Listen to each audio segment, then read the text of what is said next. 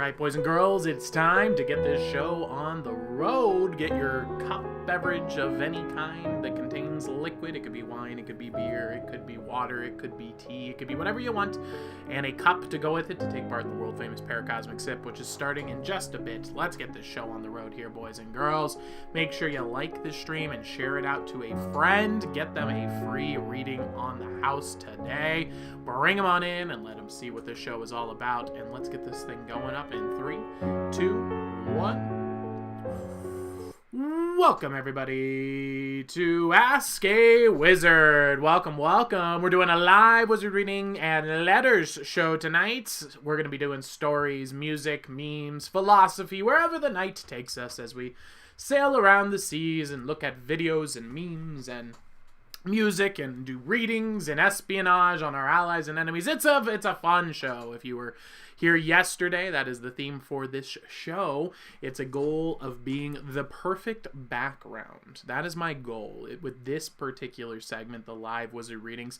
I want something that you can turn on and leave playing in the background and have the perfect background entertainment experience. We've come up with the perfect word for what this is.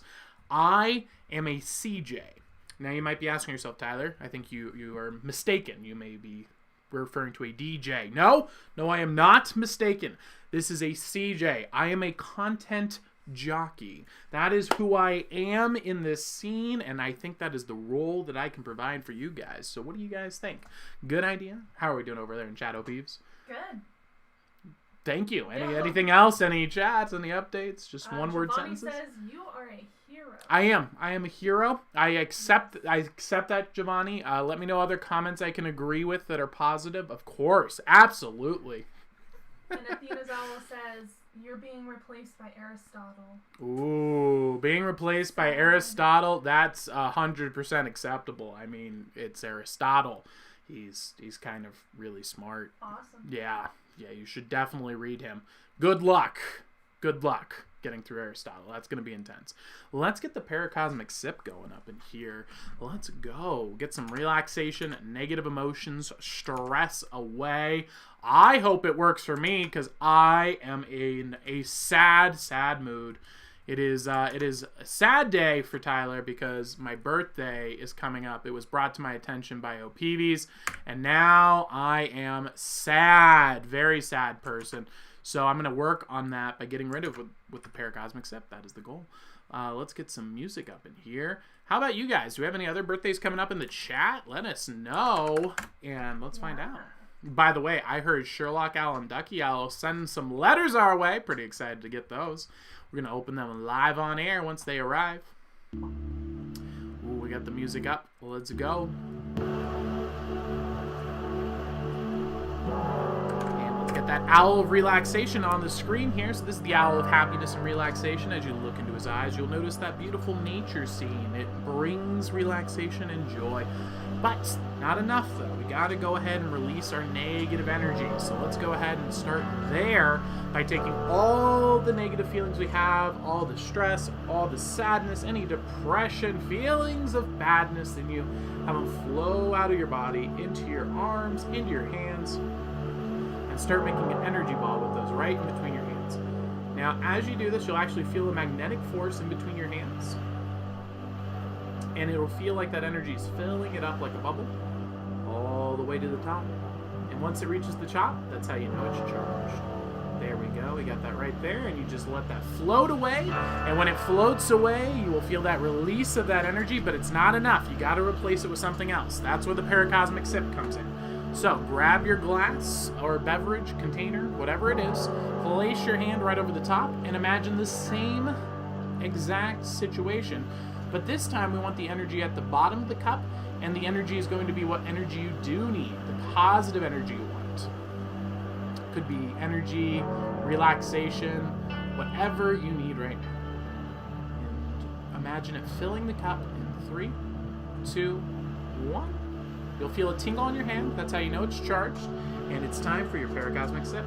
All you need to do is realize that now there are owls in South Africa, Australia, Canada, Ireland, New York, Massachusetts, South Carolina, North Carolina, Montana, California, Washington, all around the globe, we are taking part in the paracosmic sip right here, right now, in 3, 2, 1.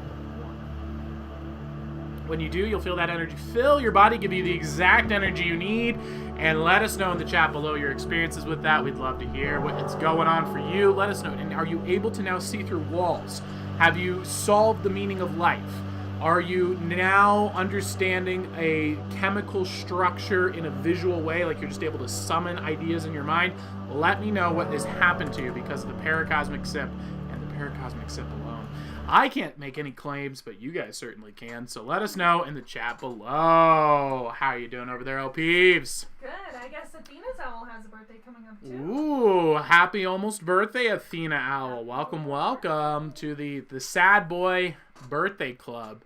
This is where you get sad for like 2 weeks, and you get depressed, and you just sit in bed, and you just wait for the day to go away. That's what I do. And Ducky Owl said, mine is December 16th. I'll give you all my PayPal and Cash App. Ooh, good call. Oh, that's a rough one, being so close to Christmas. Right. I hate when you have the situation where it's like right on the border of big major holidays, because you're like, how do I handle this? Do I get him a Christmas present? Do I get him a birthday? Do I do like a combo thing? Get like a big one for both? Exactly. It's My really tough. My cousin was born a few days before Christmas. Too. Interesting. So. Wow. She's always had that issue where her parents just celebrate her birthday on Christmas. Oh, well, I mean, also you're sharing the birthday with a celebration of Jesus' birthday. That's pretty cool. So, I mean, you gotta, it's a give and take. I was born on Good Friday. That means that I have superpowers in real life, according to Catholics. I mean, I can't confirm any of these, but Catholics have told me that I have the ability to heal people. What else is it? I'm lucky with fish or something like that. I think I can pick fish well, might be one of them, and there's some other one that I have luck. I don't know this. Look up the superpowers. What are my superpowers? Tell me my spiritual abilities, because I was born on Good Friday. I want to know. Let's take a look. Let's take a look right here. I'm gonna find out. This is the supposed superpowers, none of which I've experienced in my life.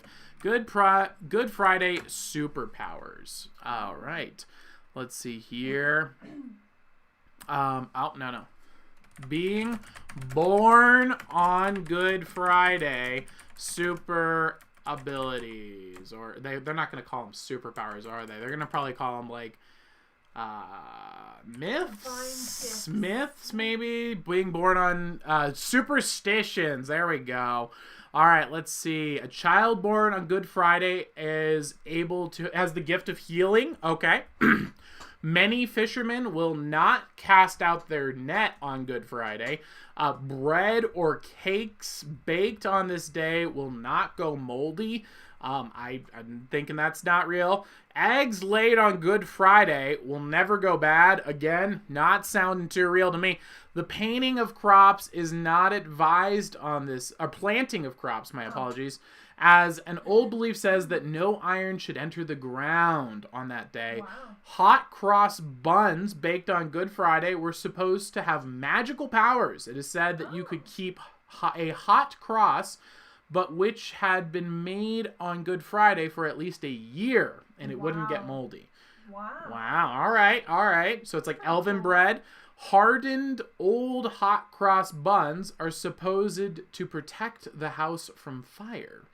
Sailors took hot cross buns to sea with them to prevent shipwreck.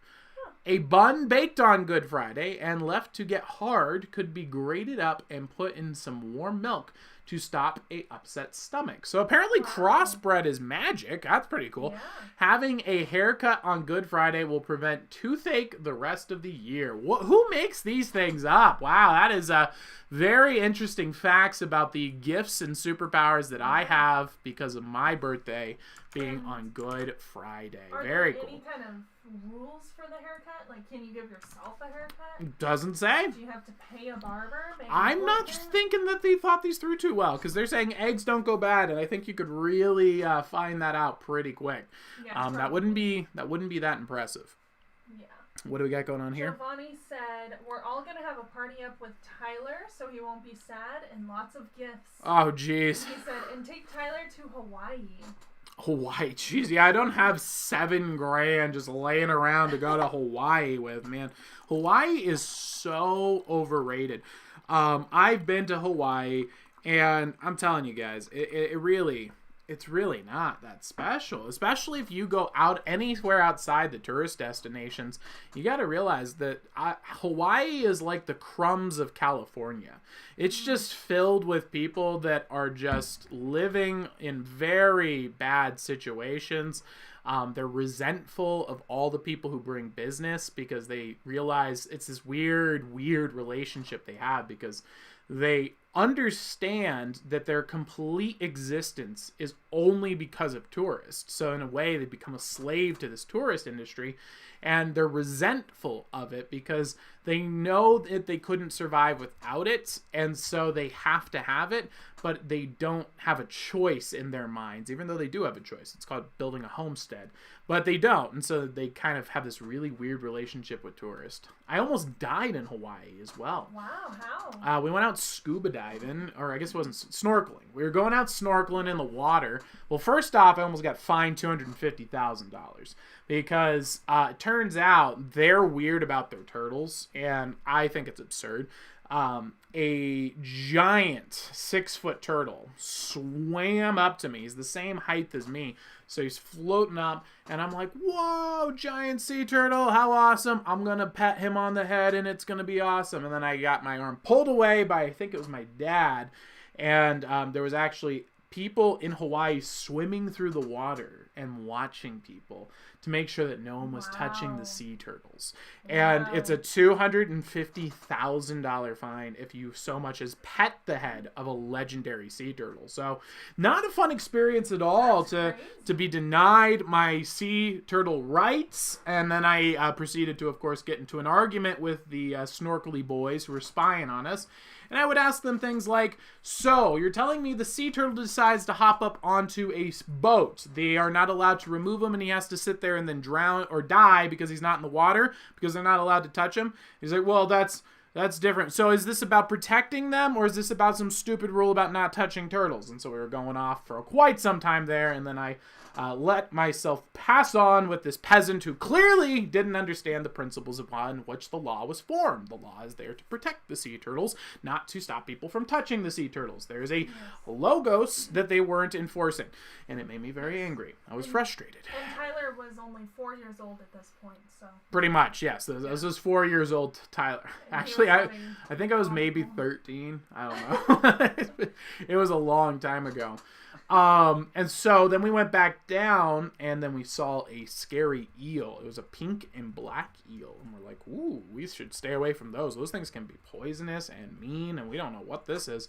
And while we were checking it out, my foot got caught in a fishing net. Oh my God. And so I was now stuck underwater with a snorkel and drowning and had no way to escape. It had tangled up my leg, and my father came and actually had a pocket knife, and he cut the fishing net off, and I was able to get to the surface before I drowned. So that's how I almost died. It was pretty intense in Hawaii.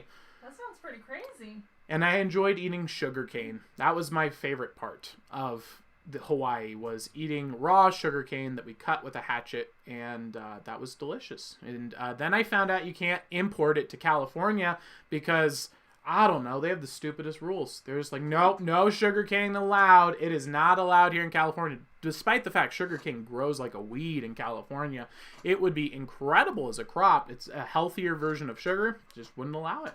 No, another example of the government doing a bad job. Interesting. Yeah, terrible experiences. Giovanni. What? Go ahead. Giovanni said, "What about Mexico? I've been to Mexico as well. Also, not what it was. Worse than Hawaii for sure. Imagine Hawaii, the description I gave you earlier, except 50% of the people have knives and will stab you. So that's about the. That's Hawaii. It's just a bunch of scam shops lining the streets where they're just like, hey, we'll give you free tequila if you come into our store. And you're like, okay, free tequila. Awesome. Buy this silver. It's just fake, cheap silver. It's, oh my gosh, It's like you walk into an MLM in Mexico when you walk through the gate there. And surprisingly, everything isn't tinted yellow. You know, the movies had indicated to me from watching Breaking Bad that when you go to Mexico, everything is just tinted yellow. Turns out, not a thing. Not a thing at all. It's the same color as here. It's just more scary and more scammy. Those were the two takeaways: scary and scammy. Not the most fun, and very hot. My word, it's like a desert down there. It's crazy. How do they even grow crops? Is that why it's all beans, meat, and rice? Maybe. How would you even get rice though? You couldn't grow it, right? Oh wait, no, you need the heat. Maybe water Maybe. beds. You do need a lot of humidity, right? I'm not sure. You need a lot of water for it. Not sure at all. Doug said, do you think it's possible to strap sea turtles together to make a raft? Oh yes. If you use your back hair, it works every time. Absolutely. It would be the most expensive raft you've ever made. Oh, the $250,000. $250,000 per turtle. You know Charles Darwin. This guy was a freak. People don't talk about this, but the biggest thing they don't talk about with Charles Darwin, the guy who wrote The Origin of Species, is that in his book he said this theory is not proven, and we have to prove these 4 or 5 premises before we could establish this as true, and none of them were ever proven true. The second thing that they don't talk about is that Darwin was a freak. Really? Like, he was like a serial killer-esque kind of guy. Oh my gosh. Yeah, he would go around stalking all of these animals and tracking them down, and then when he felt like he had attained all of the knowledge from that particular species, he would capture them and eat them. What? All of them. So he would eat like What? endangered sea turtles, pigeons, whatever he studied, he would consume afterwards, like in some weird sadistic creepy ritual thing. Yeah, absolute freak. And he was also, apparently had weird relationships with his cousins too. So yeah, this dude was messed up. It's amazing to me that there's people that listen to him. They're like, this is what we think is true. It's like, well, you realize in your own book he disagrees with the beliefs you have, right? That's so creepy.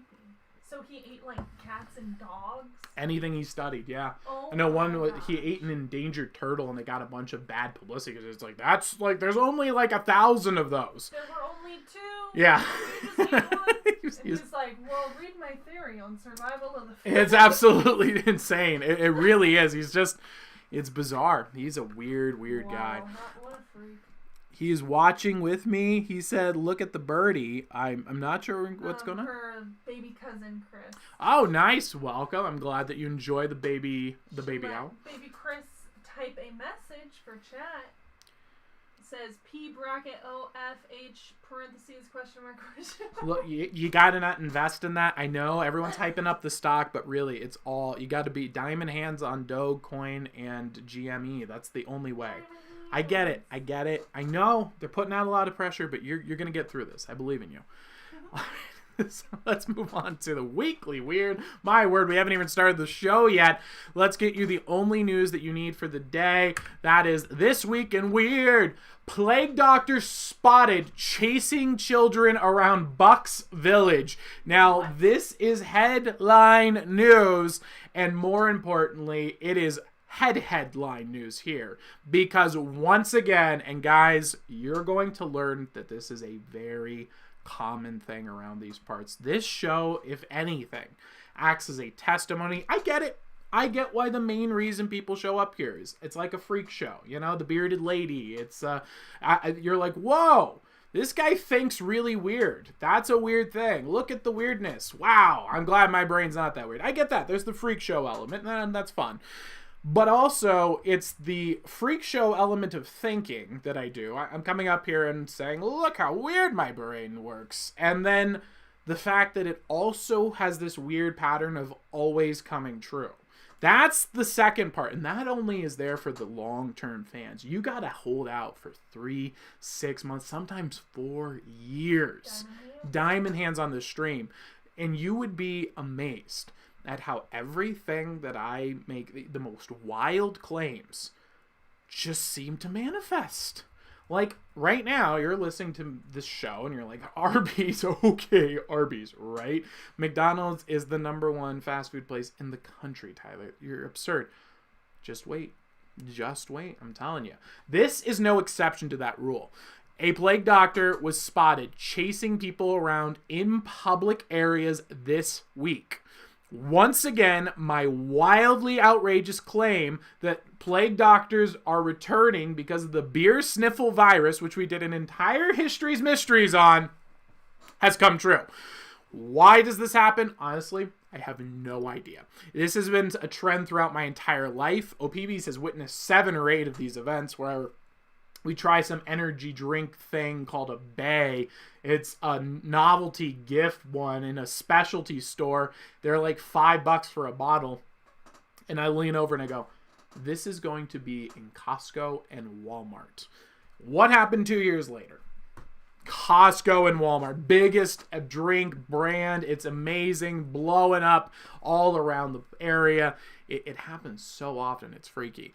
And I think I just somehow tap into, like, I think because the way my brain thinks is so odd, I kind of pick up on these wavelengths of logos sometimes, and I just am like, let's see where this goes. And then that's how it comes to be. But I'm not sure. What do you think, O'Peeves? I don't know. Could it be that I just have access to real psychic powers, but without the psychic part? So just real powers. Perhaps. Could it be that? Maybe that's what it is. Yeah. What do you think?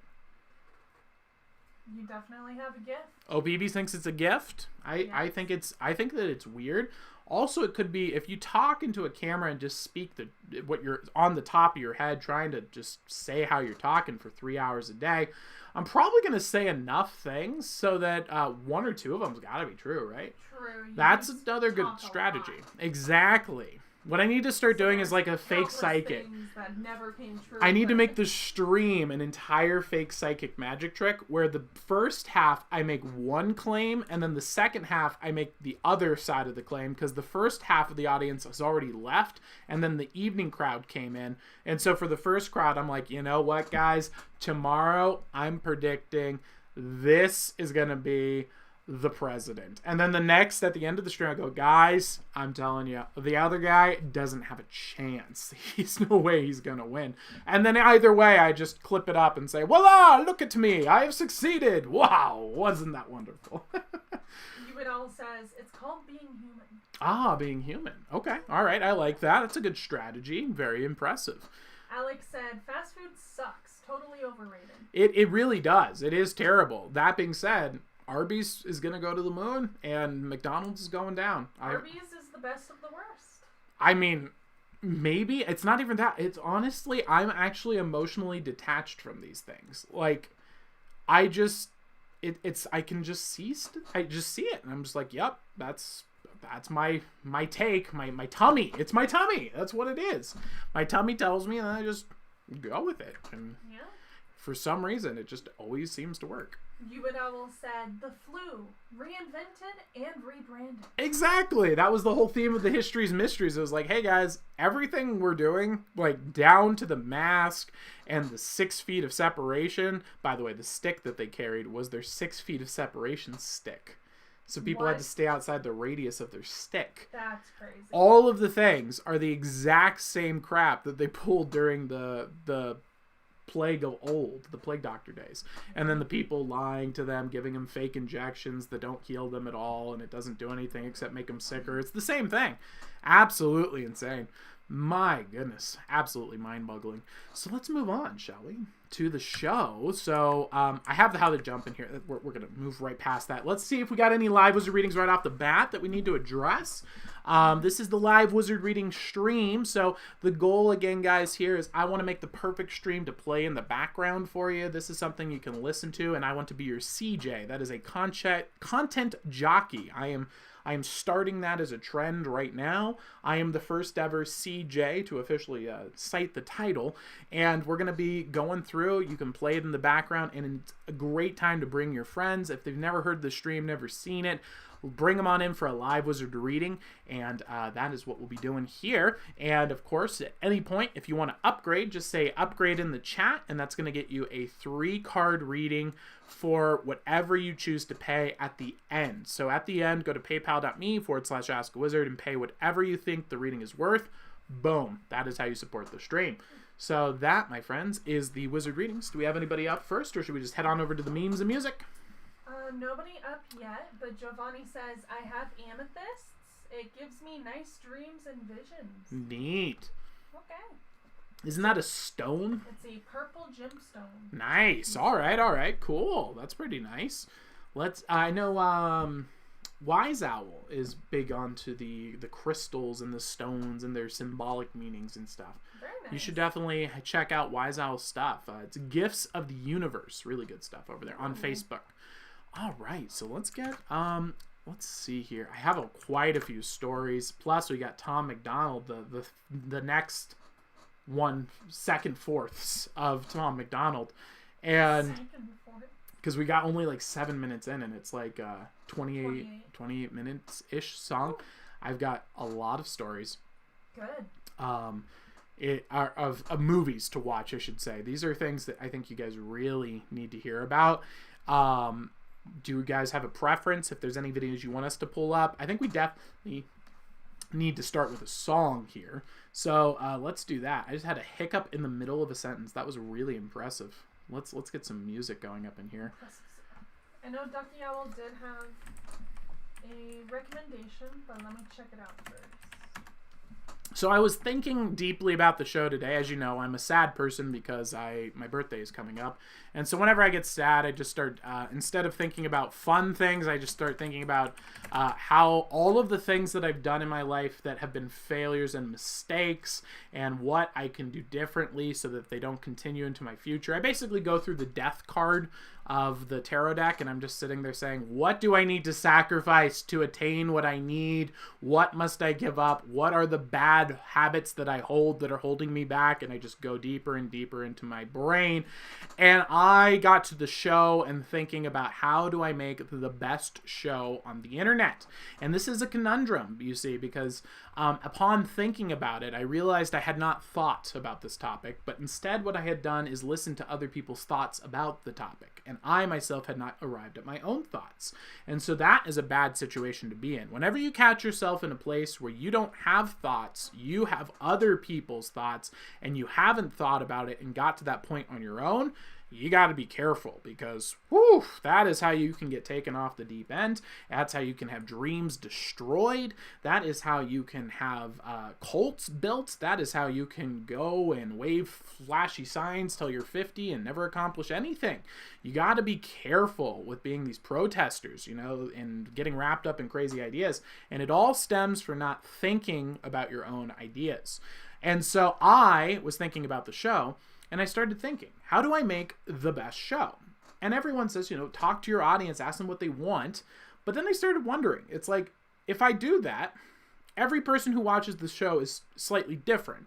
So like, for example, I could tailor the show to Ducky Owl, and that would exclude the interest of all 999 other owls. And so if I tailored it to Sherlock Owl, same thing. So the problem that I ran into there is, well, what I need to do is target people, one person in specific. And so we could say, you know, it's going to be OPVs, for example. And we're going to target her. But now, if I target her, I've outsourced the creative process to OPVs. Now, this works because there's probably 999 people that are as similar as OPVs in the world that will enjoy the entertainment in the way that I'm providing it for her. That's the kind of the theory here, right? So she is a good target to do that with. But because I've outsourced it to her, I am now reliant on her to communicate what she wants to me and then have the mistranslation in my head. So I think, and hear me out, I think the play here is to do the opposite of what all these influencers say to do. And instead, I need to move the focal point from OPVs to myself. And that way, And we are back. All right, boys and girls. My word, spectum. That sounds like rectum. Spectum sounds like rectum for a reason, everybody. They sent out a technician to supposedly fix our problems. Guess what? They didn't fix it a bit. Now, we actually had a new owl in the chat that we, I feel like, lost. And as you guys are well aware, I value each of my owls at well over $1 million. Not even close. Like $1 million just begins to scratch the surface of how much I value you guys at. And so Spectrum has now tortuously interfered with a multi-million-dollar intervention by losing us business here. Things that I value at $1 million or more, Spectrum is interfering with that tortuous interference of my business practices, Spectrum. I'm building a case here, and I'm recording it step by step. You keep playing these games, man. I gave you a chance. We sent out a technician. You claimed that you fixed the problem, and you're still failing at this. So this is going to need to stop. I don't want to have to make this a big problem, but I can spare an hour a day if I have to. Absolutely absurd. Absolutely insane. I cannot believe this. This is unacceptable. So who was getting the reading here? Did we have someone that was trying to get a reading? Let us know if you're still here. What were we talking about? Right, my theory, and that's why they shut us down, is they realized... is there any way to make that bigger? They realized that...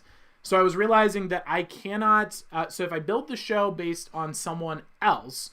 I'm going to be constantly catering to the ideologies of an ever-changing flow. However, if I put it on myself and I make it for myself in that sense, I can always refer to myself as to whether or not I enjoyed it or not. I have the self-reflective force. And I am a stable force in a sea of uncertainty. Owls come and owls will go over time, and as we grow, so the loyal ones will stay. Some of them will go on different journeys and so on and so forth. So I am the only stable post. So I think that might be a good strategy. What do you think? Yeah, sounds good. All right. Let me know what the chat thinks, and let's hear what, who do we have a reading for? Jess O, I don't know if they're still here. Jess O, if you're here, let us know in the chat. I know that you got hit by lag. That's part of dealing with the censorship over here. By the way, YouTube sent me a report. We'll be talking about that in a little bit. They asked for my feedback and gave me a 30-minute report to fill out. You and Owl had a really good joke. Why did the turtle cross the road? Because he was suicidal. To get to the Shell station. Turtle. I mean, I think suicidal's probably... I think he's asked us that... Has someone asked us that joke before? Because I feel like I've given that punchline before. For a slow animal crossing the road. I don't know. Not sure. Let me know. Let me know. Sherlock says, I agree on the valuation of the owls. I do. I do as well. I think that we could, on an open market, 50 to 60 million wouldn't even be close. Like scratching the surface. Like maybe if I was haggling with like a former owl that only showed up once back in May of 2016 and we've never seen him again, then maybe 60 million. Yeah. Giovanni says, why doesn't Tyler want to meet other wizards? What? What does he mean? I don't know. Why don't you want to meet other Because Merlin is dead, and that's the only other wizard that I know of that does what I do. So I have to go after people who are doing what I'm doing, obviously. Yeah. A totally different thing. Well, it looks like Jesso did not make it through the lag. No problem. Let's get some music going up in here. My word. Let's see. Oh, that's my pet fly. We showed you guys that the other day. That was pretty amazing. I think should we start off with meme? Yeah, should we start off with memes or should we start off with just decent sounds? I think I vote meme. Meme? All right. Sounds good. Let's see here. Let's go with a shorter one so it's not too rough. Oh, jeez. This one's really rough. Somebody once told me the world is gonna roll me. I ain't the sharpest tool in the shed. She was looking kind of dumb with her finger and her thumb in the shape of an L on her forehead. Well, the years start coming and they don't start coming. Fed to the rules and I hit the ground running. Didn't make sense not to live for fun. And when you get smart, but your head gets dumb.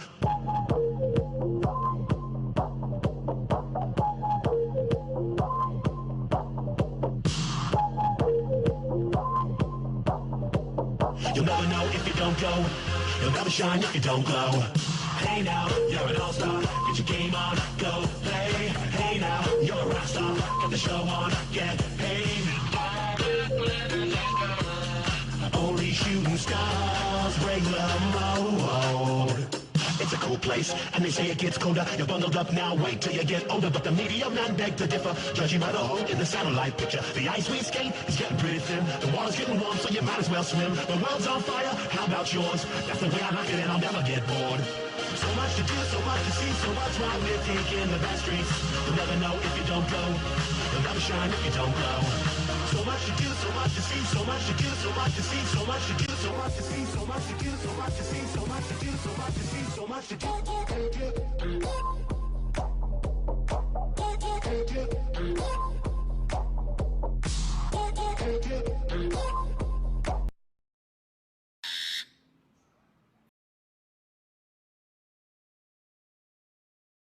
All right, boys and girls, I think I just screwed up the audio there as well. While I was scrolling, it decided to increase the volume to max and then massively decrease the volume. So let me know if that happened for you guys. But I hope you enjoyed that. How are we doing over here in chat? I hope that they all have a new appreciation for Shrek.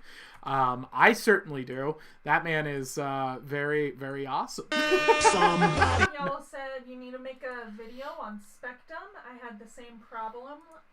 They basically lived at my house. They came every day. Wow. I mean, Well, I'm building a case on Spectrum, so I would love to hear your guys' stories and feedback, because this has been a ongoing problem for about 3 months now, and they don't understand how bad it is to get the wizard's eye on you. Like, you really need to mess up, and you're pretty much screwed. So once the eye of the wizard is upon them,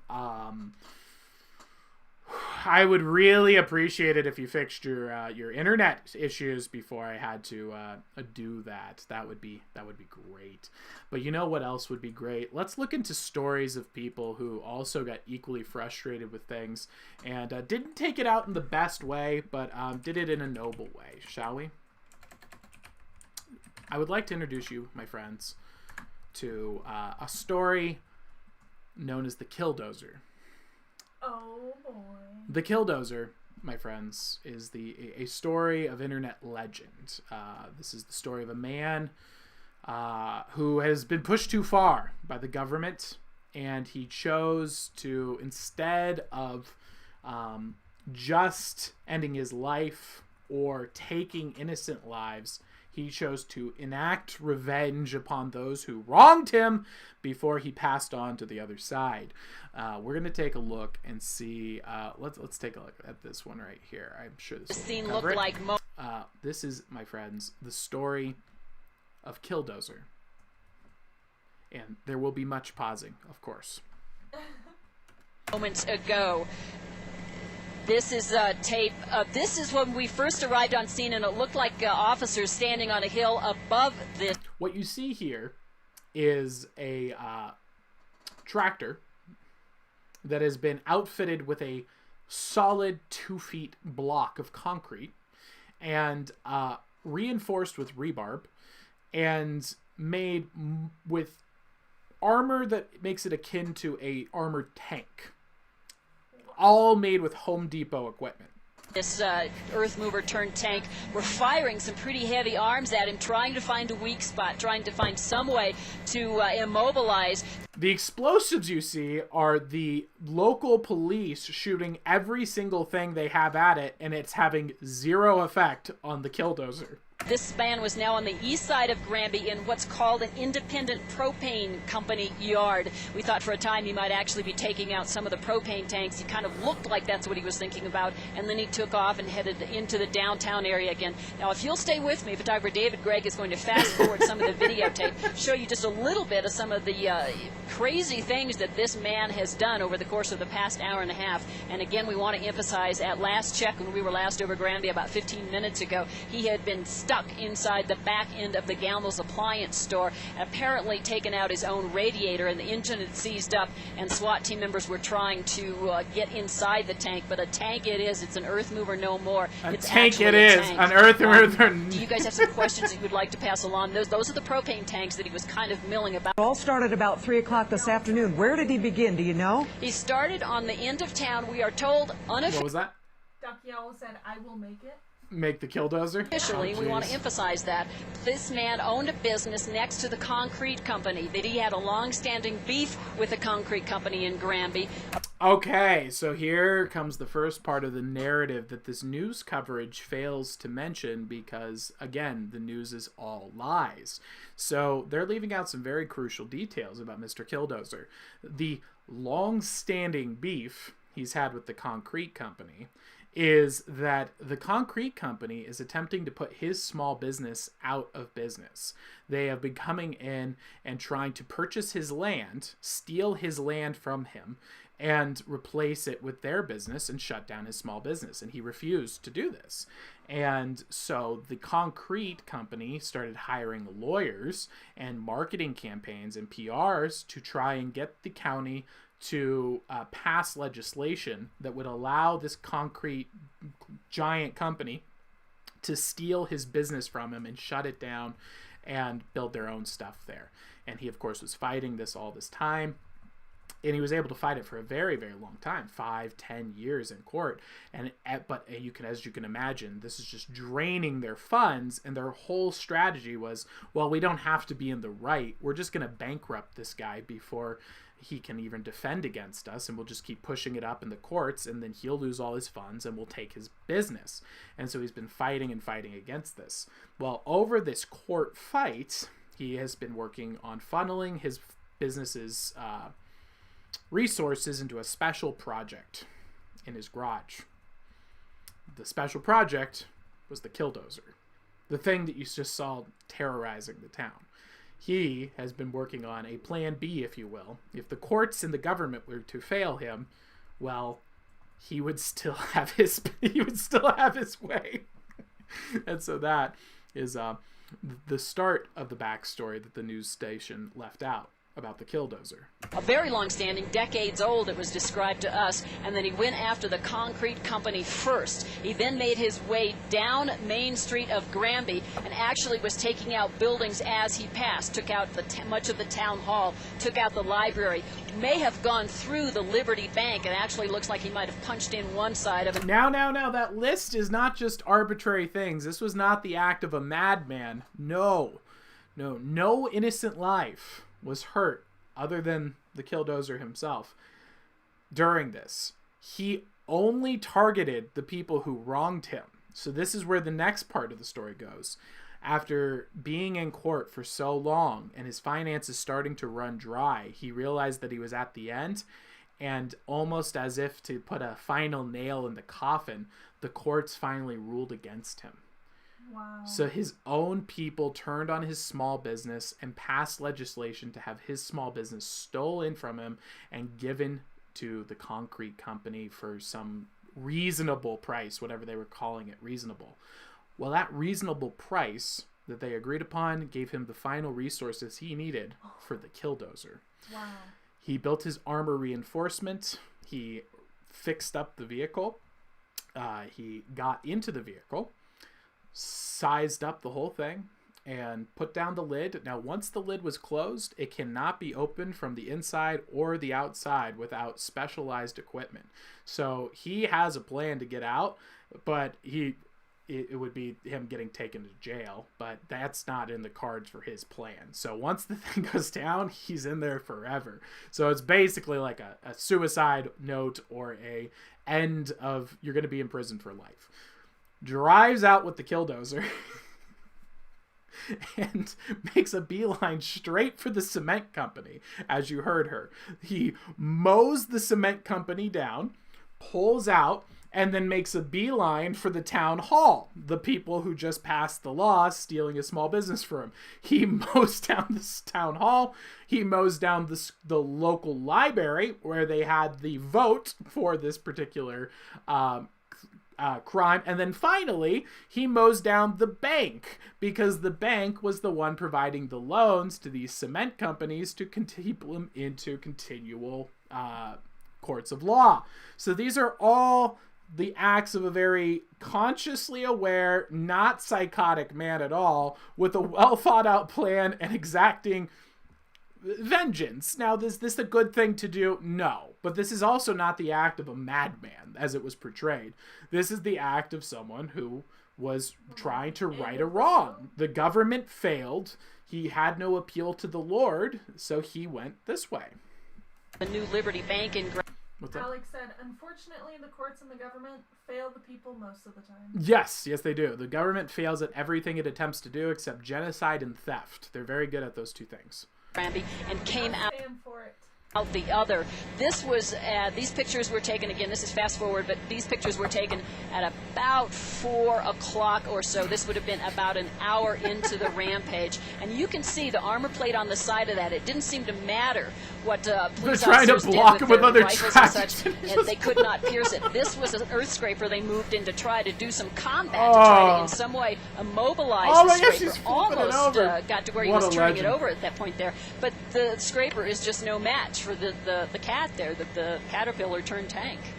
If you're just joining us, it's now 5 o'clock. This is News 4 at 5. This story's been developing since about 3 o'clock. This is file tape of a man who's got into a bulldozer that he's made into a makeshift armored covered bulldozer, and he's damaged or destroyed. He worked on this for 5 years, and it was all inside of his garage. People were coming in and out, and they saw it in plain daylight. They're like, what are you doing over here? He's like, just working on the project. Like, as if it was no big deal. Like, he was just building this whole time, right out in daylight. 5 years he's thinking this. Yeah, he's thinking about, like, this is his plan B. This is if the courts fail him. He's like, the government's not going to get, this isn't going to work. They're going to crush me. All right, plan B. It's... Half a dozen buildings in Granby, a town of about 1,500, about 50 miles What's that?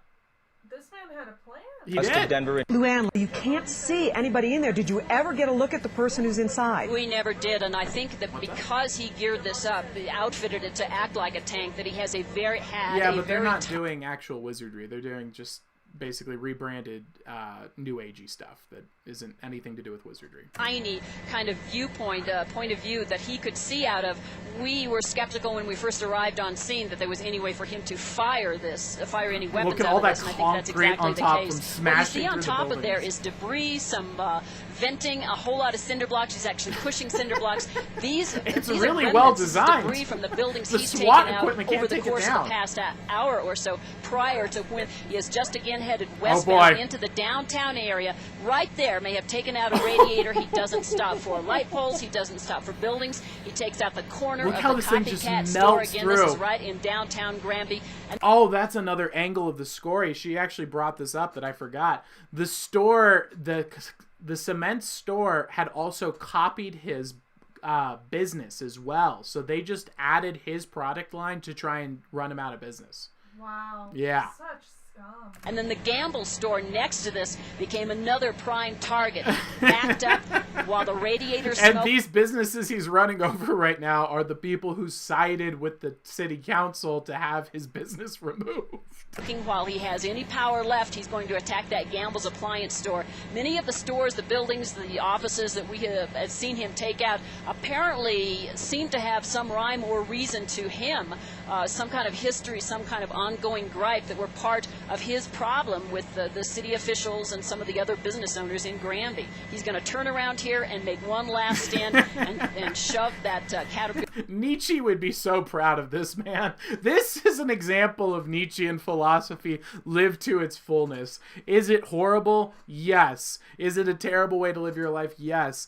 But is it at least I can give this guy way more credit than Nietzsche. He actually lived out what Nietzsche only preached. So that, I have to give him that, if anything else. Into the Gamble's appliance store. Lou, according to some witnesses, that he reportedly also is armed with a machine gun. Can you see that from your vantage he's armed point? with a We machine think gun. I there's didn't know that. absolutely no truth to that. We were hearing different Oh, and she's just like, actually, there is absolutely no truth to that. reports, some along those lines. We also heard reports that at one point they were trying to get an armor-piercing He's trying to machine do a gun U-turn. brought in from Hot Silver Springs, which is about 10 miles down the highway. They're bringing in armor-piercing machine guns, and it's not working. That apparently was their thought as to what their only hope was as to how to stop this man. But he actually ended up stopping himself. You can see now that long stream of wet pavement there. That's the radiator. Apparently took out the hose or some other part of a radiator underneath this Caterpillar store and up in the mobilizer. Hands right now, Lou, have they gotten inside? Do you know? We don't know. We haven't been able to communicate and determined, And he nothing will smashes stop him the except final his building authority to down, be a Grant County completing SWAT team, his the sheriff's revenge. office SWAT team, Every standing single one on has been top of the defeated. Caterpillar, themselves assuming for to see there behind the scraper, but they seem to realize at some point that he was unable to shoot out, and that at this So that, my friends, is the tragic end of the Killdozer. He took his life inside of the vehicle, which again, terrible thing to do. But you know, that's Nietzsche's philosophy. That is Nietzsche in a nutshell. If you want someone, it's like, what does Nietzsche teach you? What are the fruits of Nietzsche? Just play him this. This is the fruits of Nietzsche. It's funny. Gets a laugh, just like the guy on the trapeze who always falls down, Nietzsche. But at the end of the day, it's just kind of sad. And we can do better. We can do better with logos, for sure. But still pretty entertaining. Athena's Owl says, is it horrible? Yes. Is it hilarious? Yes. Exactly. Exactly. That's it. It's a well thought out plan. It really is. That's where there's admirableness to it. That's why it's crucial here. It's the Nietzschean philosophy. It's Nietzsche saying, look, do whatever it is you're going to do with all your power and all your might. Express yourself to your fullest potential. Work hard, strive towards things, be you at the most you that you are. And that's you can't say that he didn't do that. Like, how many of us have sat down and said, for the next 5 years, I'm going to commit to coming up with the greatest plan ever in my life so that I'll get written down in the history books? Not many people do that. Without killing or hurting. Without killing. Well, that's all part of what makes it so, like, if this was just a crazy guy who was mowing down innocent people, Like a mass shooter, you wouldn't be hearing about this. Yeah. The reason it's so noble, in a way, in a dark hero way, is that he was not murdering innocent people. He was only seeking out just returns for the crimes that were committed against him. You know, it's yeah. For the system that failed him. For a system that failed him. That is right. How are we doing in chat? Good. Athena's Owl said, it'd be funny if it was remote controlled the whole time. Oh. Cops finally get inside and it's a mannequin with a manic face painted on it. Or what if it was like a Walter White style, like, epic plot twist where the person inside is the dead body of the lawyer who shut him down. And so it wasn't even a suicide. He's off in Mexico now, sipping on pina coladas, and he's grown out a mustache. He pulls like a Dexter Morgan. Oh, Killdozer lives on. Killdozer lives on. But then he would have killed someone. Why? Oh yeah, I see what you're saying. But again, justly though, because he's seeking out revenge. Grammarly helps make your writing Just in clear the and sense concise, that, like, no they matter where you attacked are. it, they destroyed Compose a him, cover so letter he that wants to destroy it back. Not moral in any way, obviously, but trying to, what is the Bible says, eye for an eye leaves everyone blind, things like that. Turn the other cheek would be the correct approach. But if you're an evil person, looking at the ways of the world, in the way that Machiavelli appreciates the evil of government without actually practicing it, kind of thing. This is a beautiful song. You guys may be familiar with Sandstorm, classic song.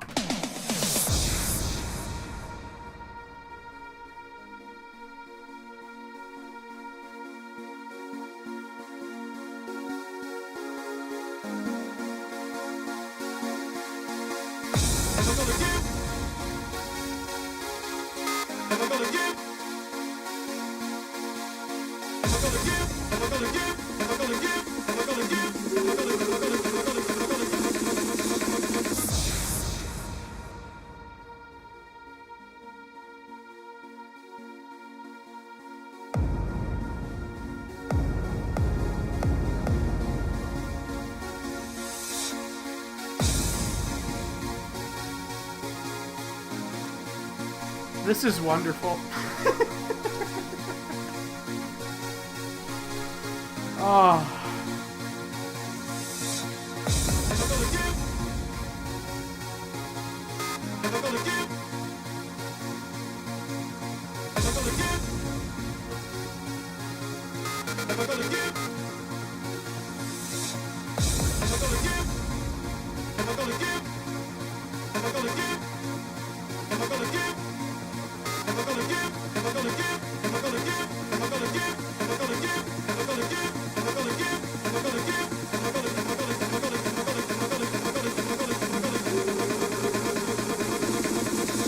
Roll edition of Sandstorm mixed with a Rick and Roll. Absolutely wonderful. What a song. Alex, what a song. Alex said everyone makes I fun of cannot this hear song. you when the music is playing and my headphones are on. What's up? Alex said everyone makes fun of this song, but I really like it. The video is kind of lame though. It is. So it is always made fun of. That's actually something that I was thinking about when I was watching this song before I showed it to you guys. I was always... It's very interesting to me that this song is like associated with being like the worst song to send someone to. And if you actually watch it, it's not really that bad. Like... Blippi's songs were a lot worse to listen to than this. It's not that bad of a song. He's got a good voice. It's got an interesting melody. I don't know why it became the thing. What do you know? Is there a history behind that at all? The Rickroll? Yeah. How did it become the thing? I don't know. How does any meme start? By being terrible or by being funny or being basically an archetypical representation of a feeling that people feel? Yeah, that's it. But that isn't. One of those. But why is he archetypically bad? That's what I don't understand. Why is it so bad Maybe to see because him? it was so popular at the time. So it was like a popular good song, so it just became like the go-to thing. Is that more the vibe, or what is it? I don't know. I don't know. You have to look up meme history. How are we doing in chat, by the way? Are we having a good time? Is this a fun show? Are we doing good stuff? Let me know in the comments below. I want to make sure we're having a good time. It's fun to share. Get some readings going out there for you guys. And if it's not a fun stream, let me know, and we will 100% change our direction. We want to make sure that this is awesome and fun content for you guys. Sherlock Owl shared a link with us that her history teacher showed her. So Oh, yeah? I'm sure it's appropriate. Okay. The history Sherlock of said, "How dare you say Blippi is worse?" the Blippi song by far. The vampire, scary MK Ultra hypnocyte spirals. That was intense. That was I couldn't get through that whole song. I can get through Sand Roll easily. I would listen to Sand Roll on purpose. I would really do it. How about you? Oh yeah. Good I'd work. add that to my Friday playlist. All right. So let's see. So you said Giovanni's looking for a reading? Giovanni is. Yes. Awesome. Let's go. Let's do this. Giovanni getting that Giovanni reading. says, "I love the stream." Well, thank you very much. I appreciate that. That's one to go. That's one owl down, 99 to go, 999 to go. Yep. We're going to slowly work our way up. How long do you think it's going to take? I'm shooting for 3-4 days. Doesn't seem too realistic. Say maybe 6 to How 9. it's judging by our TikTok history, that wouldn't even be that unrealistic, because I literally went from like 50,000 to 100,000 in like a day. That was Yeah, that was bizarre. wild. That was That crazy. fun. Yeah, wild times. And Athena's Owl said it was purely because it was popular and a couple of pranksters started it in school, I think. Oh, That's interesting. what I kind of remember from it, is being in like high school. So it was considered a good song. People enjoyed it. Yeah. Interesting. I Okay. still think it's a good Yeah, song. it's not So that does bad. Alex. I like it too. Everyone seems to be on the same page with it being good. I thought the whole joke was that everyone hated it. That's very interesting. All right, Giovanni. So what we see popping up here is the Hanged Man. This is an interesting card to see popping up here, bud. So what this represents is being in a situation where you are looking to look at things in a different perspective.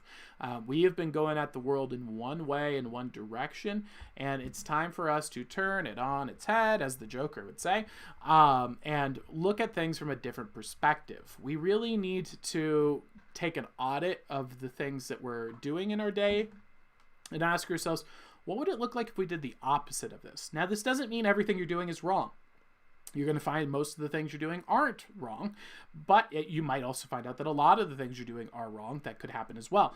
The point is, by inverting and looking at things from a different perspective, you'll usually find by going from one mean, Aristotelian mean to another, you're going to see where you might be going a little too far one way or the other. And so, for example, maybe you're putting in a lot of time into like watching TV shows and movies. So the opposite of that would be to do none at all. Well, now you got all this open time. So maybe that's too much, but maybe we could watch one movie and then we could work on a project that we love. And that's kind of how this process works. So I recommend picking a weekend and trying this out as an experiment because there's no consequences. So like maybe if you wake up really early, you want to try waking up really late, and that would screw you up with work. But in this case, if you're doing it on a weekend when you got some free time, not going to be as big a deal. It's a pretty fun experiment to do as well, especially if you're a really good behaviored person, because then you get to cheat a little bit, have a little fun, do things that you normally wouldn't do. So that's always fun as well. So that's what I see popping up there for you, Giovanni. I hope that helps you out. Hope that gives you some insights. Let me know in the comments below if that helped you out.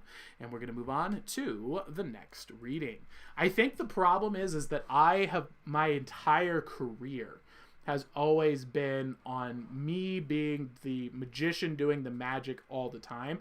So when I am diverting to other entertainment as a content jockey, I feel like, oh, I should not be on stage right now. I need to exit, because the stage is like a sacred space in theater. If you choose to enter the stage, you need to be taking it like, if you're on stage, you're there for a purpose. And if you're on stage by accident for any reason, you better make it work. You have to perform. You can't just scuttle on off like, oh, I hope they didn't see me. You are now part of the show. Sorry, you have to make this work, and I hope your improv skills are good. And so I feel like that might be what's affecting me here, is like when we're watching a video, I'm like, oh God, I need to do something. Oh shoot, man, what am I doing? And then it's like, but you guys are watching an amazing video and learning an amazing thing, and so I need to accept that. I need to work on that. Athena's Owl said, oh, I was wrong. It came from 4chan, and it was called duck rolling. Duck rolling. Interesting. Is it because he looks like a duck?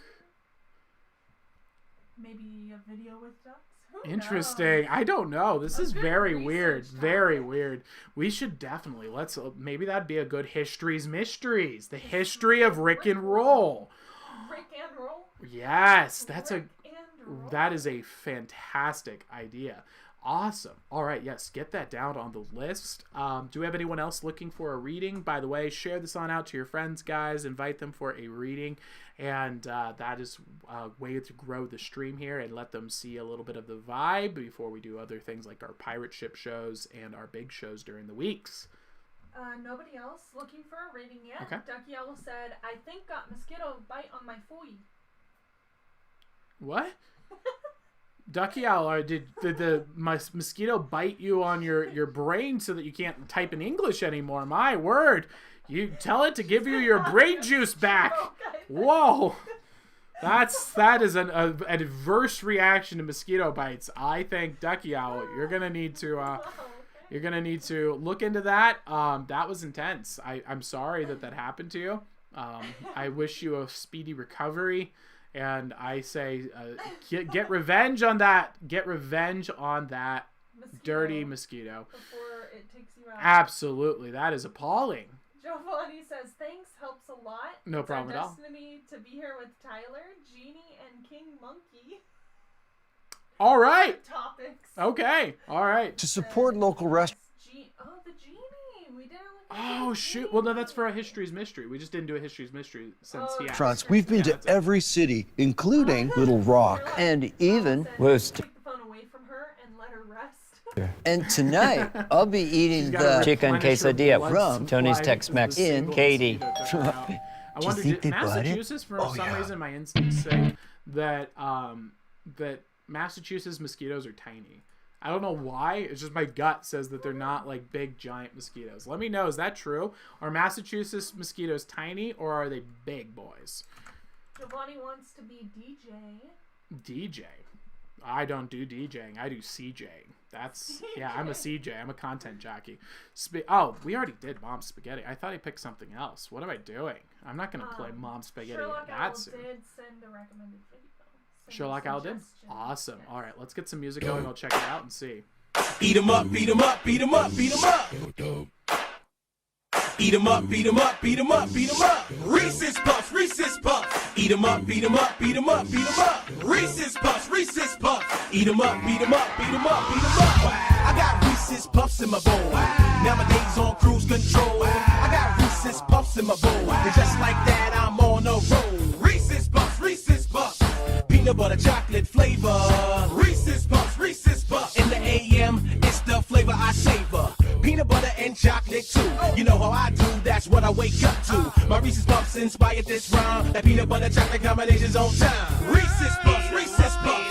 Reese's Puffs, Reese's Puffs. Reese's Puffs, Reese's Puffs. Reese's Puffs, Reese's Puffs. Eat 'em up, beat 'em up, beat 'em up, beat 'em up. Eat 'em up, beat 'em up, beat 'em up, beat 'em up. I got Reese's Puffs in my bowl. Nowadays on cruise control. I got Reese's Puffs in my bowl. And just like that, I'm on a roll. Reese's Puffs, Reese's Puffs. Peanut butter chocolate flavor. Reese's Puffs, Reese's Puffs. In the AM, it's the flavor I savor. Peanut butter and chocolate too. You know how I do, that's what I wake up to. My Reese's Puffs inspired this rhyme. That peanut butter chocolate combination's on time. Reese's Puffs, Reese's Puffs. Eat 'em up, beat 'em up, beat 'em up, beat 'em up. Reese's Puffs, Reese's Puffs. Eat 'em up, beat 'em up, beat 'em up, beat 'em up. I got Reese's Puffs in my bowl. Nowadays on cruise control. I got Reese's Puffs in my bowl. And just like that, I'm on a roll. Reese's Puffs, Reese's Puffs. Reese's Puffs, Reese's Puffs. Reese's Puffs, Reese's Puffs. Reese's Puffs, Reese's Puffs. Eat 'em up, beat 'em up, beat 'em up, beat 'em up. Eat 'em up, beat 'em up, beat 'em up, beat 'em up. I got Reese's Puffs in my bowl.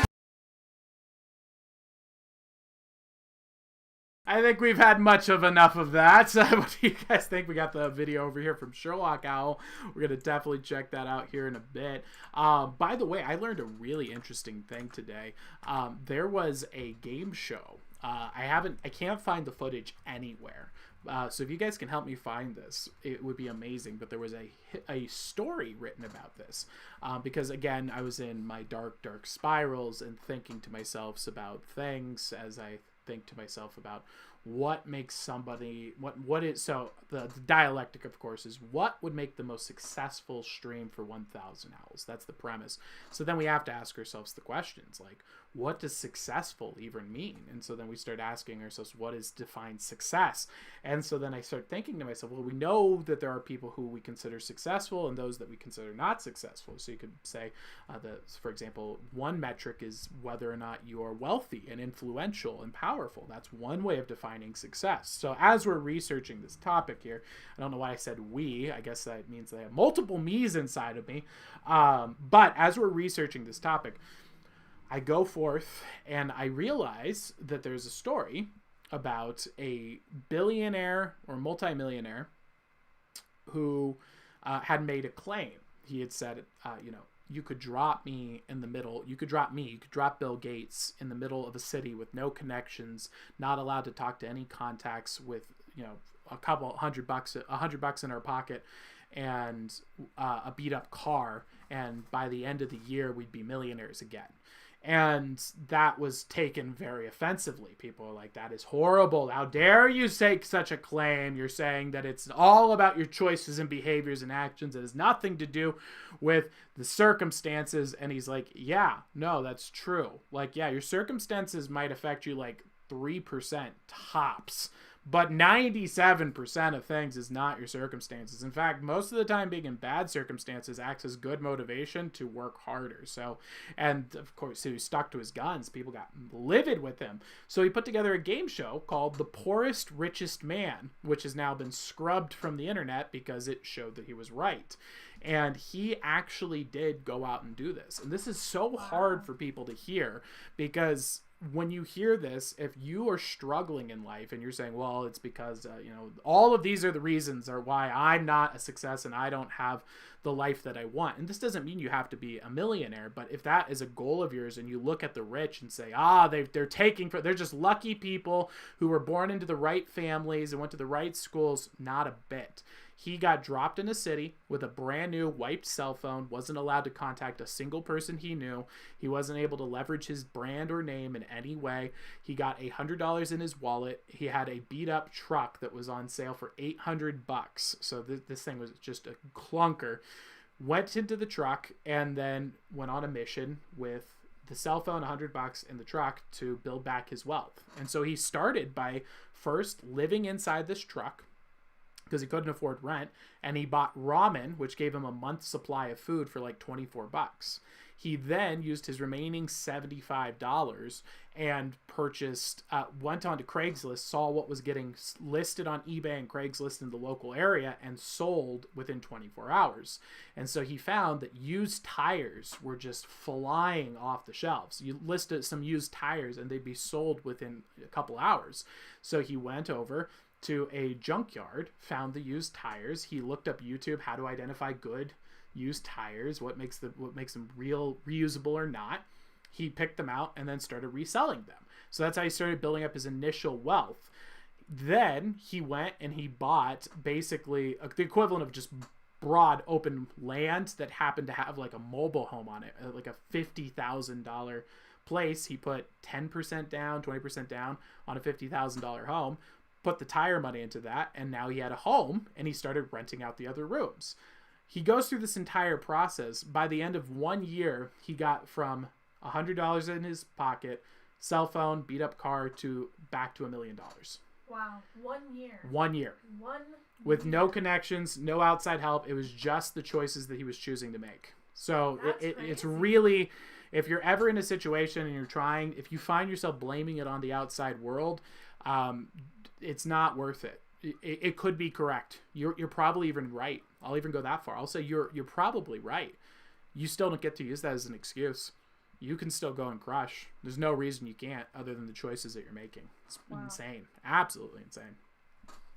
I was going to show Sherlock Owl's video. So let's take a look here.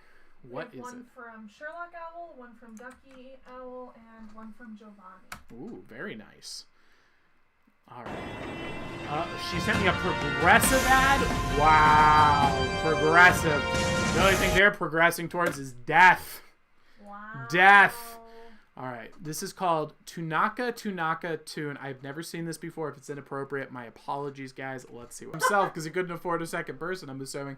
This is very interesting. My word. All right. So they're having a good old time over in India, aren't they? They must have. Yeah. Wow. I never thought about that, but they're probably just crushing, having fun. Did they shut down over the fake flu? Is that something India? I can't imagine that they're rich enough to afford to do something that's stupid. Did they do it? I have no idea. I mean, they're like half of their population starving to death, right?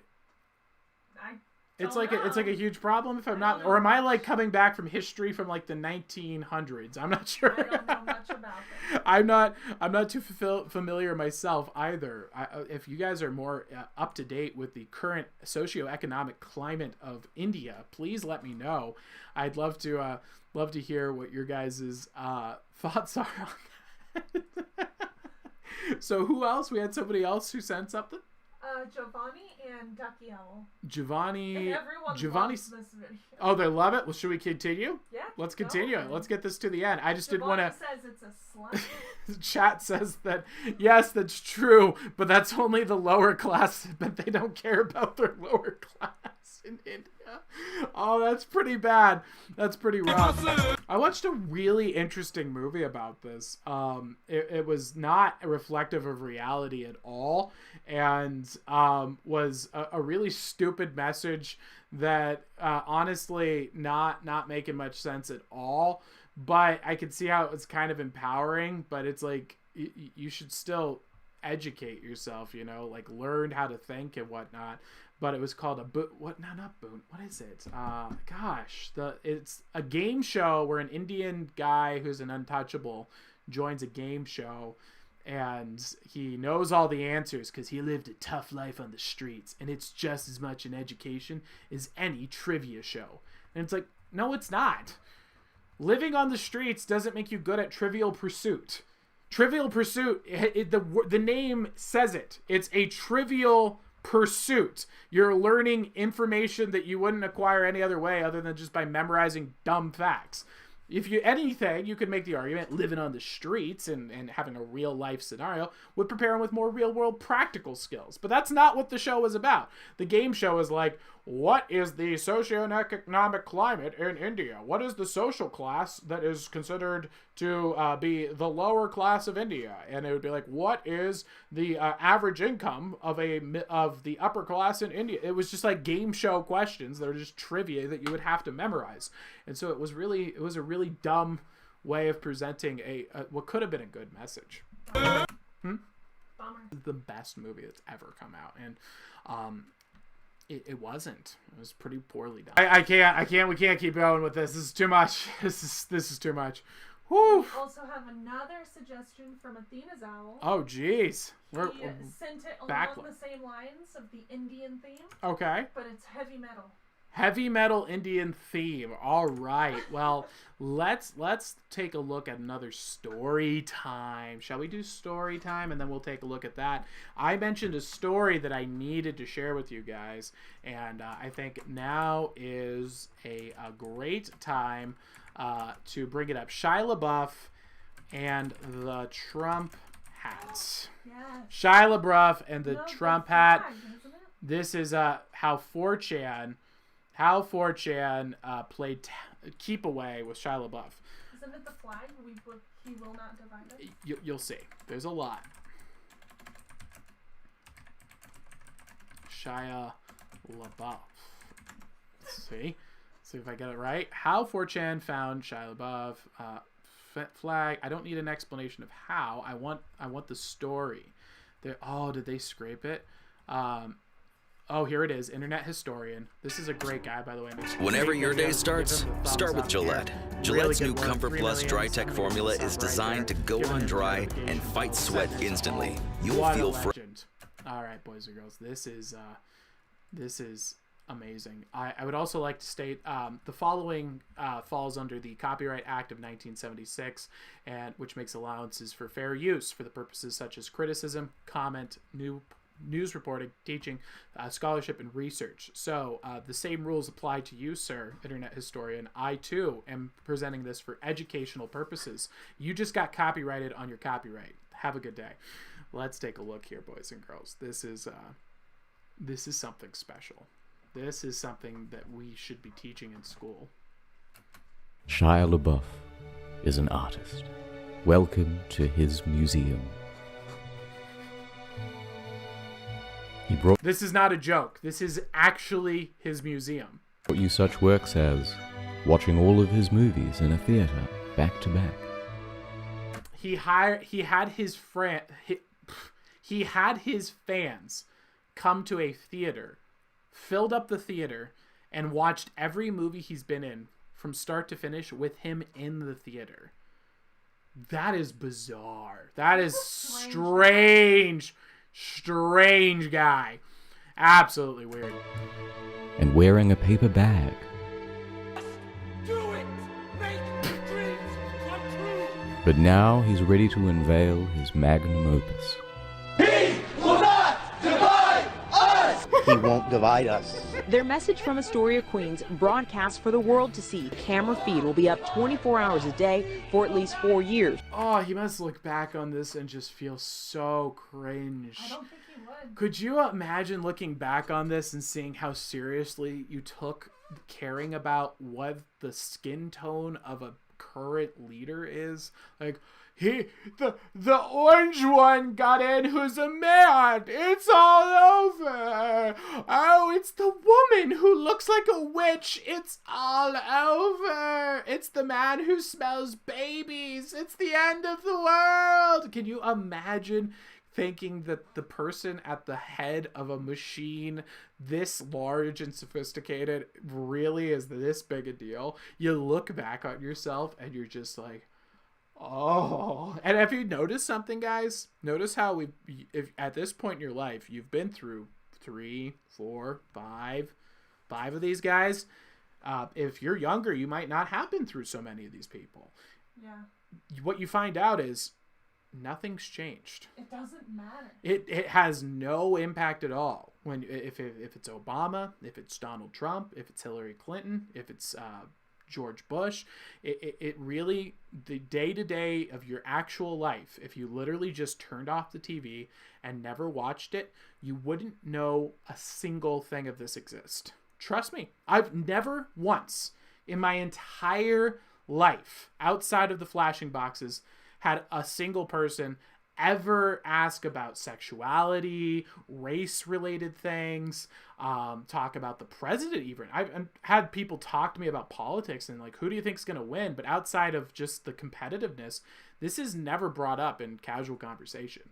It's not a real thing. You're looking at 1% of the world with a giant magnifying glass. This is why social media is so damaging, is people think that social media reflects reality, and it doesn't. It reflects the most extreme elements of humanity and makes them look like they're big problems when they aren't. And that's how you end up looking like Shia LaBeouf here, like a moron in the streets. The media called it a triumph, the first great art of the Trump era. Will not divide us. So he set up a web camera for people to come and cry into a webcam and tell, "You will not divide us. You will not divide us. You look so weak and broken, you pathetic fool." Maybe you need a man in your life. Why are you out here alone? My goodness, you kind of deserve to be in this situation. Honestly, I think you need a cold, hard dose of reality here. He will not divide us. But unfortunately for Shia, Paul appreciates art too, and they wanted to express themselves on camera as well. But you're so supreme.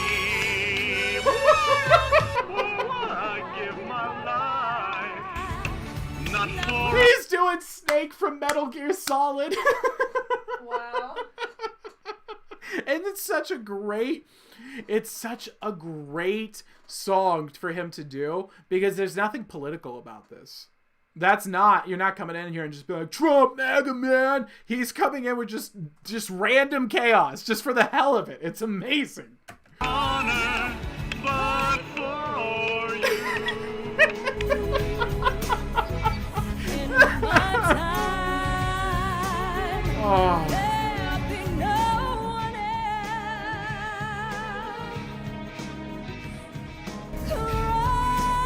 Oh. It's the way I Shot the chicken tendies out of his hand.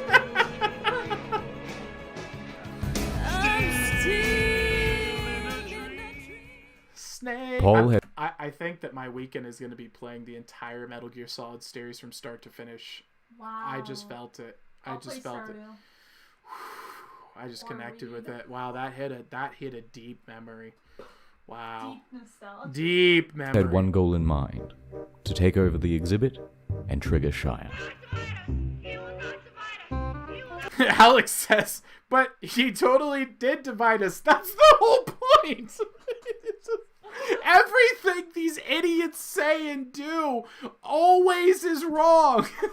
They're so... Again, I need to be careful, because I was going into the dark holes today because of the birthday, and when I do, I start going through logical tangents, and sometimes when I get to these dark phases. So I'm just going to let you know, ideas that I don't think, but you got to understand, I am an abstractor. I hold ideas in my head and think through them, and I don't believe them per se, I'm just thinking them through, okay? So that's what's happening on the stream, and there's people like this. And I see this, and again, I run the numbers in my head, and I say, it's only 1% of the population, and I don't know how they're not all gonna die. Like, I kind of get the Illuminati's perspective sometimes. Like, I understand how you can look at people like this, and you can say, yeah, those are just human cows. Like, they literally are just like, man, just follow the flashing boxes. What did the flashing boxes say? Oh, guys, t-shirts are racist now. No t-shirt. Okay. Oh, guys, glasses are racist. No, glasses. Oh, wait, hold on. They changed their mind. T-shirts now. T-shirts are not. Those are the super big racist. We got, whew. And it's just nonsense. And you just look at them and you see them and it's just like, I could see how your cows to be corralled and farmed for money. And I can 100% empathize with that perspective sometimes. You just see it. Or when they went on the whole, like, just all of their stupid words that they say are inappropriate now. Oh, not yeah. up to date. Like, oh, you can't call them a colored person. It's person of color. Yeah, they're just it's changing like, words, nonsense, weird, just crap. They're playing, word? like, there's people in the streets, I kid you not, this is a thing going on right now, that there are people screaming about whether or not you should be able to murder children. That's a thing happening right now. We kind of settled that back with the 10 Commandments. I don't think anyone else we've never said, no, killing children is okay. That is currently what they're debating. And they're like, but the baby's inside the womb, so it's the killing the baby. That's different. That's a special word. No, it's not a special word. You're killing a child. Yep. That's never changed. But I call it a special word now. Okay, you can call murdering fallopping someone. It's like the law of touching the turtle. They're mistaking the logos of the principle for words. It's like, it's absurd. You killing a baby is killing a baby was killing a baby. You can say it in any language you want. Killing a baby is killing a baby. And we're all not okay with that except psychopaths and murderers. Those are just evil people. That's the thing. You shouldn't be okay murdering children. It's not good. Alex said, I didn't like Metal Gear Solid. Ooh, I loved Metal Gear Solid, but I also played it as a child, and I think that any game you play as a child, you just like because it's like you didn't have any other options. It's not like today where it's like a billion Steam games that you can play. It's just like, you have 5 games, maybe. 5 games, and 4 of them were just junk. You couldn't even get them to work half the time. They were so poorly designed, and this disc would get all scratched. So you'd have to get... They used to have these things called disc recoverers. Yes. And you would spray this, like, tar-like substance onto your CDs that looked almost like toothpaste. And you'd put it in the reuser, and it would spin the disc... With, like, a brush? And it would de-scratch your disc, and it worked like 4% of the time. Most of the time it ended up damaging the disc more. It was a total experience. I remember there was this like hack that you could do where you took a banana peel and like cleaned the disc with the banana peel and it would work. Gosh. My cousin Robert was told by a friend. Now, keep in mind, back in the day, you didn't get to just Google things and find out if they were true or not. You just had to, like, a friend would tell you something, and you just had to be like, yeah. Like, most people... I was a weird person. I lived in the internet because ENTP portal to everything. It was beautiful. So many files. Just... Oh, I was loving it. But most people, the internet was like, that's like that weird like nerd thing, right? Yeah, no. So you didn't Google things, and you'd have to go and like boot up your dad's computer, turn it on, wait for it to connect, go onto the internet, search on Google. The search functions didn't work very well. And there was another alternative that was competing with Google called Dogpile. Dogpile took all of the other search engines and put it into one search engine, and they were trying to like defeat them. And Yahoo was a thing. It was incredible. These are amazing times. So his friend tells him the secret to getting unlocking basically infinite lives in his game was to leave his N64, which is a video game system, on for 48 hours straight, which actually is how you overheat the machine and destroy it permanently. And so you leave it on for 48 hours, take the game out, put it back in, and then turn it on, and it would work. And then when he turned it on, his entire N64 had been fried. He lost it. Wow. And we were all telling him this the entire time. We're like, Robert, what are you doing? It's like, why would you even want infinite lives? That would ruin the point of the game. Like, Zelda where you can't die is not worth it. Why do you need that? It's like so ridiculous, but he did, and that happened. I remember printing out just like an entire novel full of cheat codes. Oh, for the Grand Theft cheat Auto. codes days. Yes. And you would have to Game print Shark. it out, and you'd have to be like, okay, let me find this cheat code. Yeah. And there's only like 2 or 3 And they would good be cheat wrong codes. like 20% of the time Yeah. too. It was like, oh, people would go and make blogs with fake cheat codes just to screw with you. And you would have like 30 pages, but only 2 of the 5,000 cheat codes were actually good. That's ridiculous. Most of them were like, what "Ooh, happened to cheat slow codes? whale." Cheat codes were amazing. I love those. We need to bring that Now back it's in the just games. finding bugs. It's true. Now it's just now that it's like about being professional and nonsense. Oh, right. We were learning about Shia LaBeouf. My bad. My Yes. apologies. A lot of people criticize Kingdom of the Crystal Skull, but I personally thought it was fantastic. You will not divide us. By day 2, Shia is getting sick of hearing about Pepe. Oh, he just decked that guy. That's assault and battery. Holy crap. Pepe! You will not divide us! Pizzagate is real! Shia LaBeouf is a rich white liberal who doesn't care about the working class. See, that's not as that doesn't have the notes that Metal Gear Solid does. Just going up and saying the opposing view isn't funny. What's funny is saying what isn't expected. That's what's going to be fun. Going to a Trump rally and being like, I like gay people, it's the best, isn't funny. Going to a Hillary Clinton thing and saying like, cops are the best, they're amazing, good traditional family values are what people need. That's not good. It's one note. It's like the fast food of trolls.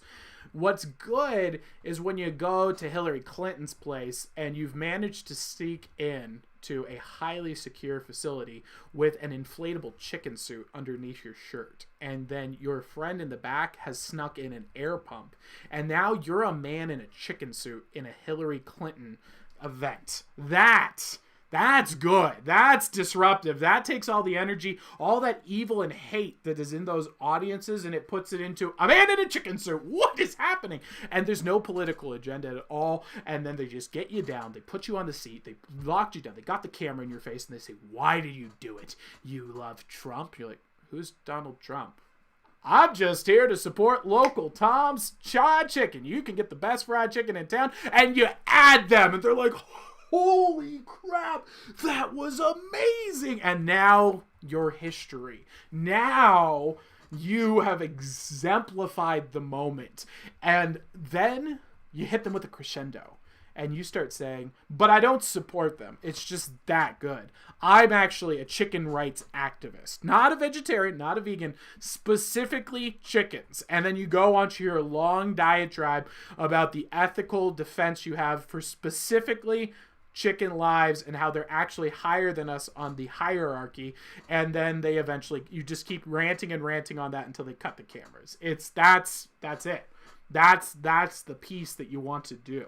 That is how you nail these things. And this is a great example of that. What you're going to see now. Not this guy specifically, but the whole story. Will. Though this is pretty good too.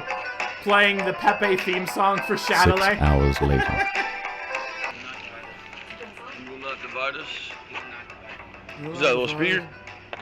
Who's speaker? Don't you have a job to do? You're a millionaire. You probably have like 50 people working for you. How are you showing up here with some coffee every day to talk about, oh, you will not divide us? You will not divide us? You will not divide us? Who's that? Paul learned that Shia was particularly triggered by Nazi role-playing, so it became a game to make Nazi references while he was on camera. Well, okay, at this point, though, now they are correct in doing this approach, because if Shia LaBeouf is emotionally reacting to something that they're doing, you now are obligated to do this. Like, if you just went up and went, okay, and just didn't react, then you got to go find something else. But he's reacting to that specifically, so that makes it really funny every time you hit that note. That's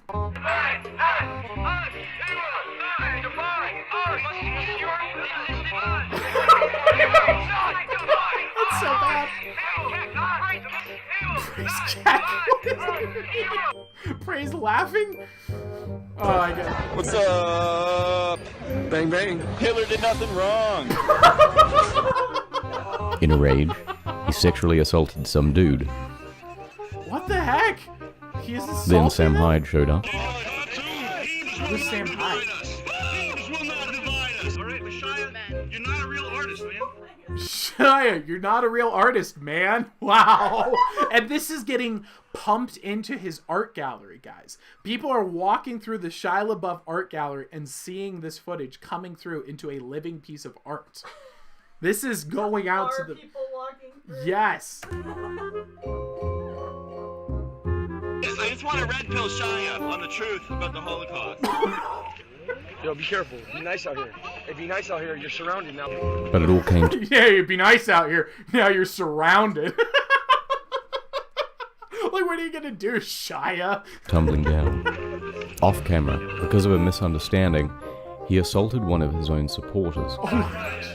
The police caught the event, and he was arrested. He punched one of his own supporters in the face because he thought they were trolling and they were really just socially awkward. Wow. And he got arrested. Wow.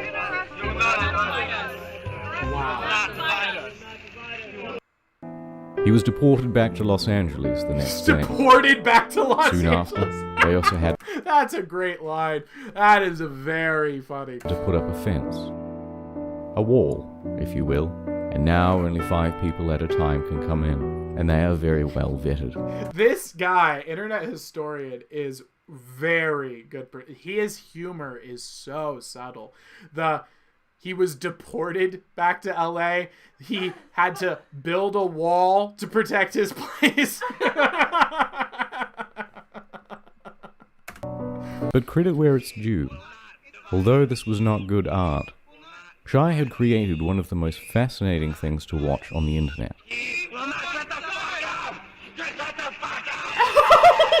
And here are a few of the best featured characters.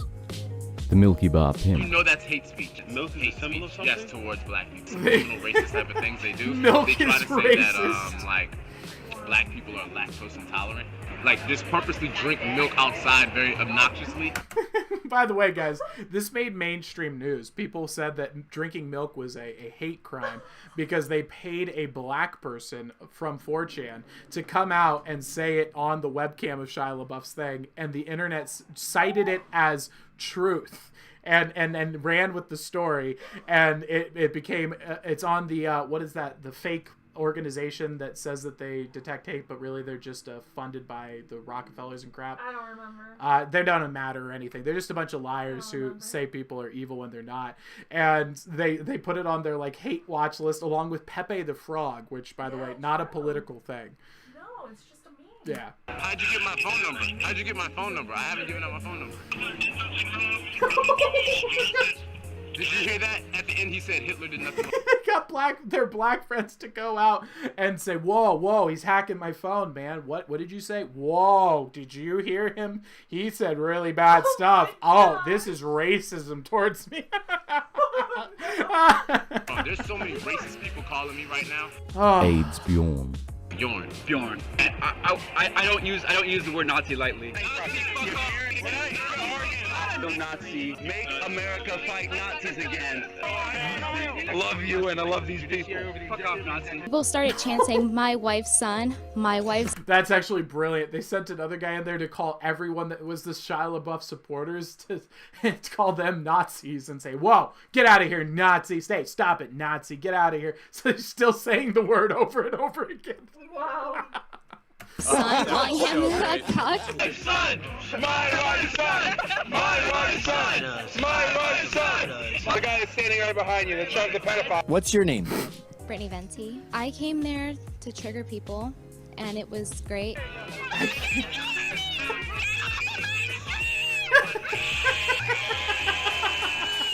but there are many, many more. It is the single best reality TV show on the internet right now. It is. It really is. So that, my friends, is the intro to the Shia LaBeouf saga. I love the read. It actually it doesn't end there though. It actually goes on. We will watch future episodes of the Shia LaBeouf Keep Away, but that, my friends, is the introduction to the Shia LaBeouf saga of the Shia LaBeouf versus the internet, and it gets better from there. Has anyone been trolled by the internet as much as Shia LaBeouf? Well, the problem is he doesn't just doesn't quit. He doesn't just go like, doesn't give up. that's pretty funny. He got me. Nope. Like if he did what happened during his theater show, where it's just like, this is ridiculous, it's absurd, I'll show up in the end and clap. That'll be hilarious, okay? Yeah. If he had done that, accepted, embraced how silly it was, that would be hilarious, and everyone would have left him alone and moved on to someone else. But it was because he keeps taking it. He cannot realize how cringe he is. He can't realize how pathetic it is what he does, and no one takes him seriously. There's not a single person that's on his side. Everyone's just like, what is wrong with you? Like, I have a job to do. I have a life. Why do you care so much about a president? Like, what do you think? Oh, you're watching your comment section, aren't you? You think your comment section reflects reality. Uh-oh, Shyla, you need to learn a thing or two about the internet if you're going to keep going out in public. How are we doing in chat? Are we enjoying this story? Are we having a good time? Good, yeah. Awesome. Do we have any wizard readings we should be doing, or are we going to move on to some more stuff? Ducky Owl. Ducky Owl. All right, Ducky. What would you like a reading about? Let me know. Why is she yelling like that? Because she wants to make a scene. She wants to break the internet. Sherlock has a hashtag I'm telling moment. Ooh, let's hear the hashtag I'm telling. For those of you who don't know, this is the sensation sweep of the nation. If you are in a classroom and your teachers are behaving unethically, in fact, even if they're not, just before every class, hit the record button. Hit the record button, record the Zoom calls, and start to finish. If nothing happens, delete it at the end. If something happens, you now have a record, and I want you to take that to the news. I want you to take that to Fox News will probably run it. Take it to your parents. Take it to your family first. Do not do this on your own. Family first. Show them what happened, and encourage your family to share it with your news stations, because we need these filthy, dirty, lying scumbag government worker babysitters that can't even do that job right, that are doing terrible things to our children, to be exposed. And that's hashtag I'm telling. So let's hear it, Ducky Owl. Sherlock Owl. Oh, Sherlock Owl. You can let us know as well. She said, my teacher, like 4 days ago, who told me you can't be racist against white people. Wow. Hashtag I'm telling. So there's teachers in our education system telling people that you should discriminate based on skin color. They're racist and saying to blame people of a skin color for their problems, that their ethnicity is the source of crimes, and that there is a caste system in America based on skin color, and that she supports it, and that she wants to bring other people down. That is sickening ideology. That is the stuff that I've only heard from the Democratic Party 100 years ago. That was their main staple. That's what they've always been a representative of. To see them going so far with it again. I mean, we fought a war over this quite a while ago. We killed a lot of these dirty Democrats back in the day for doing slavery and racism, and we ran their KKK out of business. You know, they're a non-existent organization these days, and if they want to get uppity with this kind of crap again, trust me, we'll take care of you guys once again. You want to play these race games and try and be a racist organization? That's not happening in America. Not one bit. We're not having that there. We've beat you guys 3 times in a row. We'll make another one. We'll do 4. Alex said, racism doesn't exist. There's only one, the human race. Interesting. All right. Well, there definitely are different races. I mean, like, yeah. I mean, like, think about nationality. it. I like the word race. I think there's a comedian, Owen Benjamin, who said it really well. Races is a great word for it. We're in competition with each other. We're all racing. We're all seeing how good can we do for our team. That's fun. You know, how good can the British do versus the French? How good can the Italians do versus the Canadians? How good can the African Americans do versus the Mexicans and versus the Asians? And everyone's in competition. It's a race. It's a great way of putting it. I think it was wise insight. I like that. Wanted a just general. All right, let's go. And Sherlock Owl is going to record all of her classes from now on. Good work. Good work, Sherlock Owl. Hashtag I'm telling. All right, so we got the 8 of Cups popping up here for you, Dakiel. So this is saying you're probably going through a really crazy time right now, probably a lot of emotional energies.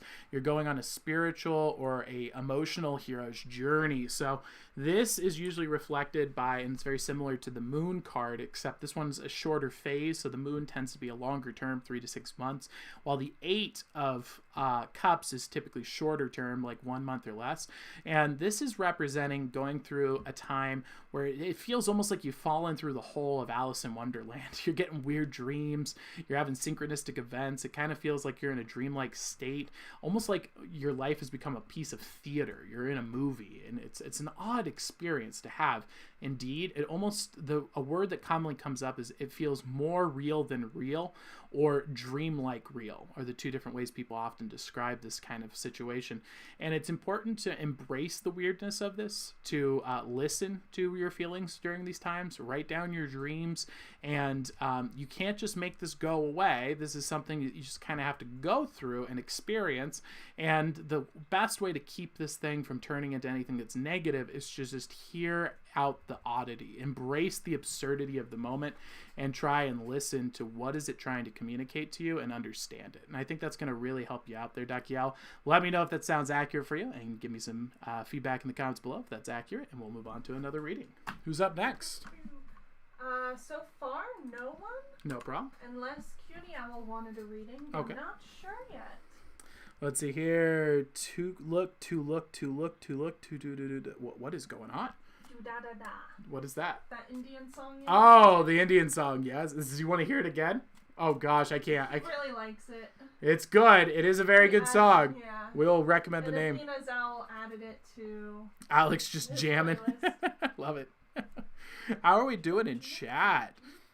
How's Giovanni doing? Good. I haven't seen him in a while. Is he? I haven't seen Giovanni. He did say wizardry makes him sleepy. Oh, maybe he has fallen asleep. My word. Dakiel says thank you. No problem at all, Dakiel. Glad to hear it. Well, oh my, it's already 11 o'clock. Wait, really? I feel like we've only been here for like 30 minutes. Oh my god. Jeez. Okay. That's wild. Wow.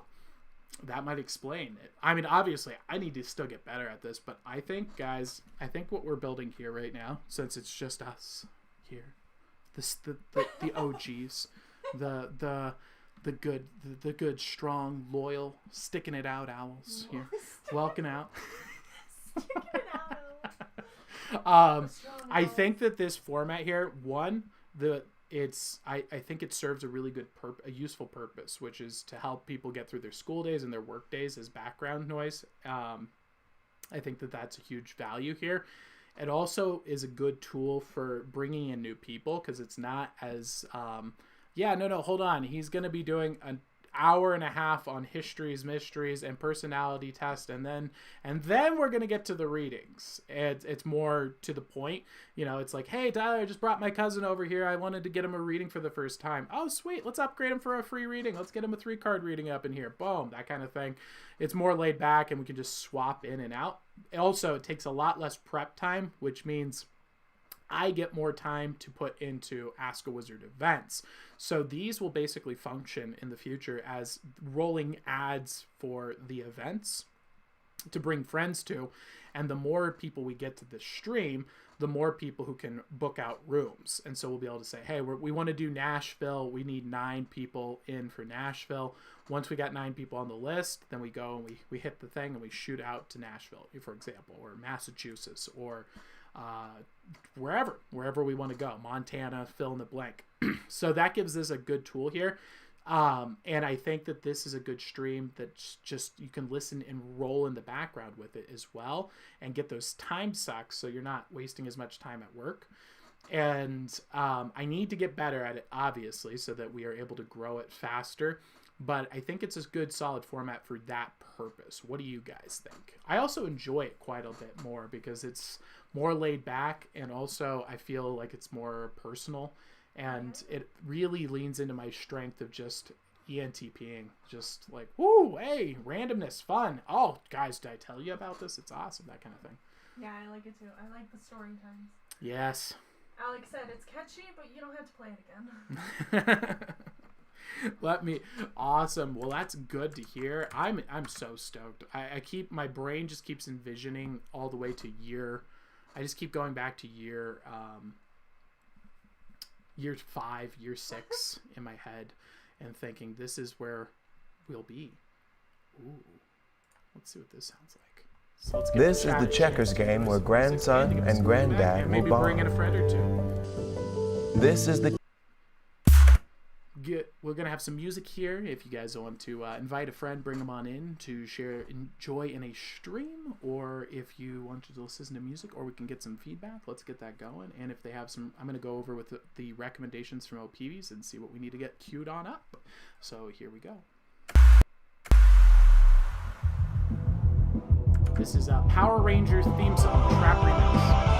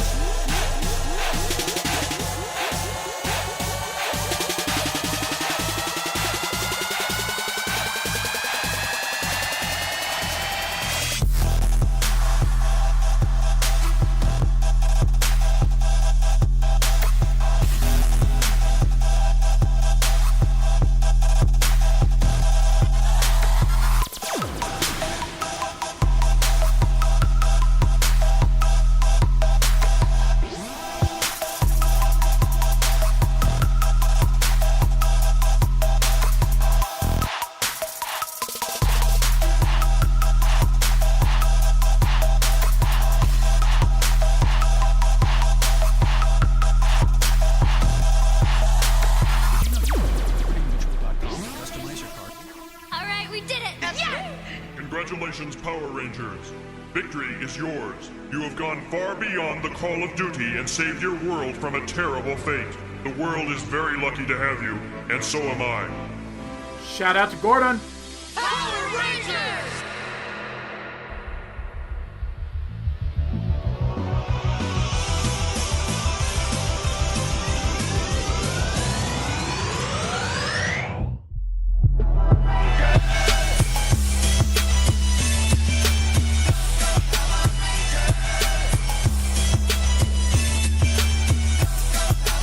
The Power Rangers as a kid, man. That was my jam.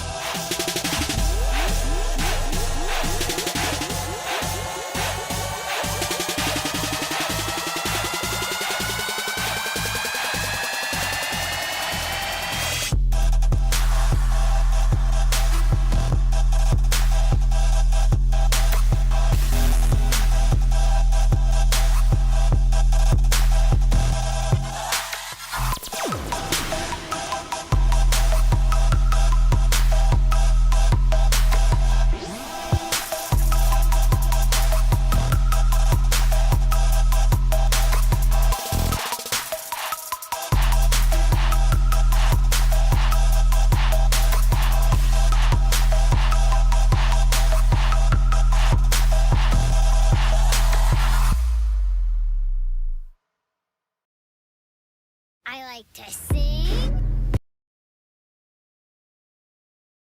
Wow, that actually transitioned perfectly from Power Rangers to Kazoo Kid. That felt really well done. That was not intentional. Beautiful, beautiful stuff there. Hey, how's it go? What's going on with Athena's? Athena's Owl said the audio quality on the music is surprisingly good for a YouTube stream. Well, thank you. I He appreciate has it that. up loud and Deacon is dancing. Yes, that's amazing. Awesome. Well, we got Tom McDonald up here for some ghost stories. We're returning to Mr. Stapleface himself, and we're going to be reviewing him. When we last left our heroes, now, by the way, while we were doing that song, guys, here's another location near us that we found. This is a 80-acre log cabin. 80 acres. It's absurd. We could go on our own hunting trips here. It would be for 3 days, $97.60. So I round it up, call it $100. That is, divide by 3. That's $33 a night for you guys to stay at this place. Now, that doesn't include the food and all the other expenses that we would have to do with it, but still, if it's $75 a night, like, this is insane. Man, this is going to be so much fun. Obavias and I want to get every one of these done. I want to have a vocation set up. We already did our menu. We've already got the menu ready. I want cost calculated. I want to be able to run and push events starting next week. That's my goal. Wow. I think that we could start saying, guys, this is the location we're looking at. What's the demand? We could run some Facebook ads in the local areas. Oh, it would be amazing. So now let's take a look into Tom McDonald here. So Tom McDonald is a man telling us a story that is supposedly a scary story. So when we last left our hero here, he forgot to close his kitchen cabinet, and we were very infuriated with that. And while he was forgetting to close his cabinet, we remembered that he had visited a spooky location that's kind of out in the middle of nowhere of Canada, because they didn't want to, because they're going to be doing some filming for a music video, and they want to go for that vibe. They're going to be loud, so they want to be able to find a place that's kind of out in the middle of nowhere. When he's there, he finds 2 kids that are also doing some urban exploration, and they're recording it, trying to make some YouTube content. They don't catch anything, and they tell him, hey, be careful in there. You know, the ground's really unstable. It's not very safe. If you don't know your way around that place, it could be really dangerous. And that's kind of where we left him off. He approached the black gate of the spot, and they started to move in. So let's see what he has to say. What has Mr. Staples got for us? Oh, or he could have no audio. We also watched him process music in real time, which is pretty cool. All white brick building that was just sort of jetting out of the dirt right on the edge of town. And we had a long day of shooting ahead of us, but Tranquil just felt like it was some sort of portal to like an alternate dimension, and we were just so captured by the mystery of this town that like work came second, and we just wanted to explore. Is this his house, or is this like a set, or like what is the set location? Because if he's a multimillionaire, I want to know why he's got a bargain bin Target refrigerator here. Like, come on, buddy, you can afford a much bigger refrigerator, I would assume. But you might be saying, Tyler, wow, that's a pretty petty thing. Exactly, that's why it's funny. And so if we go after something like this, I mean, you gotta realize here, if you're a millionaire, you've got to have a private chef on staff. I mean, I would not be caught dead not eating a healthy diet to be optimally performing. If someone's entrusted me with that much money, I'm going to be hiring consultants for every aspect of my life that could affect my productivity and ability to create. So I would want a big fridge. I'd want some professional equipment, a lot of countertop space. I don't want to make their job difficult. You know, I want to make them have an amazing experience as my personal chef. So what's going on here, Tom McDonald? I need to know. And again, you're a professional making millions of dollars doing music. Why are you suffering from hangovers so much that you thought, I'm going to write it on a t-shirt? That seems like a lot of work here to commit to hanging overs. I mean, that cuts your productivity by 1 day and 2 days. That's 2 days lost. How many people's jobs have been lost because of your hangovers? I need to know. So this is also why I really don't want to become famous, and I really don't want large groups of people. 1,000 is a good number. I don't want this much responsibility. I don't want the responsibility of 3 million people's attention. We took off towards that white building. So this building was essentially just like a brick box. It was maybe like 10 feet tall by 20 feet long and 20 feet wide. And it had one of those big metal doors on it. It was like like something that you'd see on a government building. It was that light green color, kind of like sun bleached by the sun. It was missing its doorknobs. I walked over, no windows. Did you see the cut? He's actually editing this story. This isn't just off the dome. He's editing this, and he left these parts in. That was like 2 minutes to discuss that, and he literally just said, it was a big brick building that was kind of green. That's all you needed to say. It's not that hard, bud. I don't understand. Why do you talk like the way a woman writes? It's okay. We've discussed this. It's because you're a musician. I get it. Just efficiency of language. I'm an ad copy. So you got to realize ad copy is on the exact opposite spectrum. So ad copy is about literally, it's a rule of thumb. They call it the rule of 100. And it's every single word costs you $100. So go and write through your writing and remove every single word possible so that you can still retain the meaning and message with the fewest amount of words. It's the rule of 100. What's going on here? I was on this thing. Can't see inside. So I walk over to this big green door and we got to get some better build up for this. Come on. Put my hand inside where the doorknob's supposed to be, and I jerked the door open. So it was dark, and it was not the type of dark that you're familiar with. This wasn't like 1 a.m. in my house dark. This was like pitch blackness. But we're here to shoot a music video, right? Okay, then why didn't you just so we say got that lights. in the first place? So I just can't. I grabbed one of I'm the just copy editing him in real time. It's so infuriating. lights, and I turned that motherfucker on.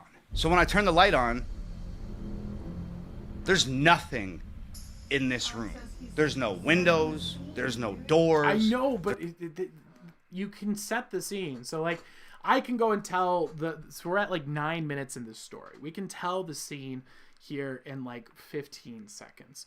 We were going out to film for my studio shoot for our music video, and we came across this terrifying place with a black gates, and it just had this haunted vibe. And you know those creepy kids from The Shining? There was 2 kids that came up to us and said that they were filming a project and that we should stay away from the building because it's extremely unsafe. We ignored them. They're just a bunch of kids, but pretty creepy, right? So we walked on in, and this brick building is filled with peeling paint, and the doorknob had actually been ripped out. So I opened it in, and I looked inside, and I peered into the abyss of darkness. That was about 15 to 30 seconds, and we've got up to where he is at 9 minutes. It's just, you can tell the story, you can paint a picture without 650 words. It's not effective writing. It's not effective communication. There's nothing on the walls. There's not even flooring. It's just plain concrete. It's as plain and white on the inside as it was on the outside, with the exception, I thought you said it was brick, of one thing. See, this is why you don't want to clunk it up with a bunch of words. A staircase going down. I'd be lying if I said we weren't scared, because we were freaked the out, man. I would be too. But here's the thing about 3 dudes hanging out is none of these dudes is going to admit to any of the other dudes that they're scared, because that's not what dudes do. So we're all terrified. Very good. But nobody's going to admit that they're terrified to anybody else. So in the greatest display of masterfully fabricated machismo in the history of mankind, we go down the stairs. We are so deep in denial. Men have probably gotten themselves killed more times than you could imagine because of exactly what he's describing here. This is a very good insight. Again, clunky with the words here, bud, but I mean, the point is solid. Men do this all the time. This is how you get the video of man gets arm bit off by a crocodile. Man dies in a boating incident because he just wanted to prove that he could tolerate the cold. Man died jumping from rooftop to rooftop and missed the ledge. This happens so often. It's probably the #1 killer of men, if I had to guess. That would be my guess, is this social dynamic. and so unwilling to admit that we're afraid in front of another man that we forced ourselves to go down a set of stairs into a black hole inside an abandoned town in the middle of f***ing nowhere. A black hole, really? And you know what? I could barely comprehend what was at the bottom of those stairs. Medical equipment. Everywhere. That's pretty cool. X-ray machines and surgery tables and scalpels and wheelchairs and rolling beds. Just everywhere. All covered in dust. How did a bunch of meth heads that strip copper for cash and a bunch of Mexicans who go through junkyards not discover this basement filled of just countless medical supplies? I bet you could flip those things on the black market like nobody's business, right? Medical equipment is not cheap. That's I'm always so shocked by these ghost stories where it's like, and these videos we see, why is there so many valuable things laying around? Why are these places not getting looted? It's so bizarre to me. I don't understand it. Untouched for years. So there's 3 walls down here. And there's a doorway on each wall. No door, just a doorway. So I shine the light through the first doorway. Long concrete hall. I shine the light through the second doorway. Cool. Long concrete hall. And then I shine the light through the third doorway. You guessed it. Long concrete hall. Really still like neglecting the sheer terror that's permeating every cell in our bodies. We somehow choose a doorway, walk through it, and start our journey into the abyss. And what we found were just more concrete hallways and more wheelchairs and more rolling beds and more hallways and more doorways and more concrete halls. This was a labyrinth of underground concrete halls. And we decided it was Why did you say that first? Cool place to shoot a scene for a music video, so we started shooting music. It's like in writing when you go and you say the same thing 6 times. 6 different descriptions. It was like he was a lawyer who was running late to his appointment. Like a doctor who was also worried about his patient and rushed for time. Like a school teacher who heard the bell ringing for her class that she hadn't arrived at. We get it! All right, pick one! Video. I'm not even exaggerating. We probably had that camera turned on for 30 seconds before we had to turn it off because started getting weird. Okay. I just remember saying, cut the camera. Did you guys hear that? How did it get weird? And we all just stood there, just quiet and motionless in the 10-foot section of hallway that our lights would illuminate. And I am not kidding you. Somewhere out there, beyond where our lights could reach, footsteps. Maybe it's the kids again. I remember my producer, Olivier, just sort of laughing like, no f***ing way. No f***ing way. We just stood there, frozen with fear. We just stood there and we just listened. And we heard voices. Voices somewhere way out there in that maze of concrete hallways, just echoing through everywhere. It's times like this I'm really glad that I own a gun, because like this solves so many of these spooky problems. Because what immediately comes to my mind is like, what if this is like some homeless person coming back to their spot? Like, this would be a weird encounter. And I'm not saying I'm gonna pull a gun on any homeless person who comes by, but I definitely like to have an option. And I just said, yo, pack up the camera, let's get the f out of here now. As we're packing up to leave, I noticed that just out of our light's reach. What does that mean? Out of our light's reach? Like if you're in a hallway and I'm shining a light down, it's gonna hit the end of the hallway. It's not like the light stops. It hits the wall. What is that? How would it be out of its reach? If it's like fading and it's just outside of the boundaries of the light. But that wouldn't. I mean, we saw the picture. It's just a straight light. It just goes right. I don't. That's a really. I don't. What does that mean? You know, like a light in the. Right. So we have a light. It's shining. Boom! It hits the wall. Outside in the alleyway. Right. It doesn't fill the entire alleyway. It has a point where it dissipates and it's dark again. But it's hitting my eyes. I'm seeing it. It's reaching my eyes. I don't know. That's what I'm trying. I don't understand. What is the end of the light? I see a door, and it's a big-ass metal one. So I squeeze past Olivier, and I walk over to the door. It's this giant steel door, and it's just flush with the concrete inside this hallway. And I just push it open. It's the basement of a house. I just said, yo, shine that light over here. And there's another big metal door 6 feet away. Does he have a license to be on this property, or he's just kind of like invading a private property, or is this like a historical site that you're allowed to check out? Like, what's the backstory on this? He never really gave us any of the crucial info on that, did he? Or maybe he did in the previous stream, I just don't remember. I walk up to it and I push it open. Basement of a house. And then another door, and I push that open, and it's a basement of a house. And as we walk out of this labyrinth of concrete hallways, more doors, more basements of more houses. So it was at this point that I realized that this wasn't a regular town. There was something going on here. Something that required every house in town to be accessible by these underground tunnels that all led to a massive underground medical lab. Yeah, you know what it is. You told us before. Isn't this supposed to be like the place where they kept crazy people?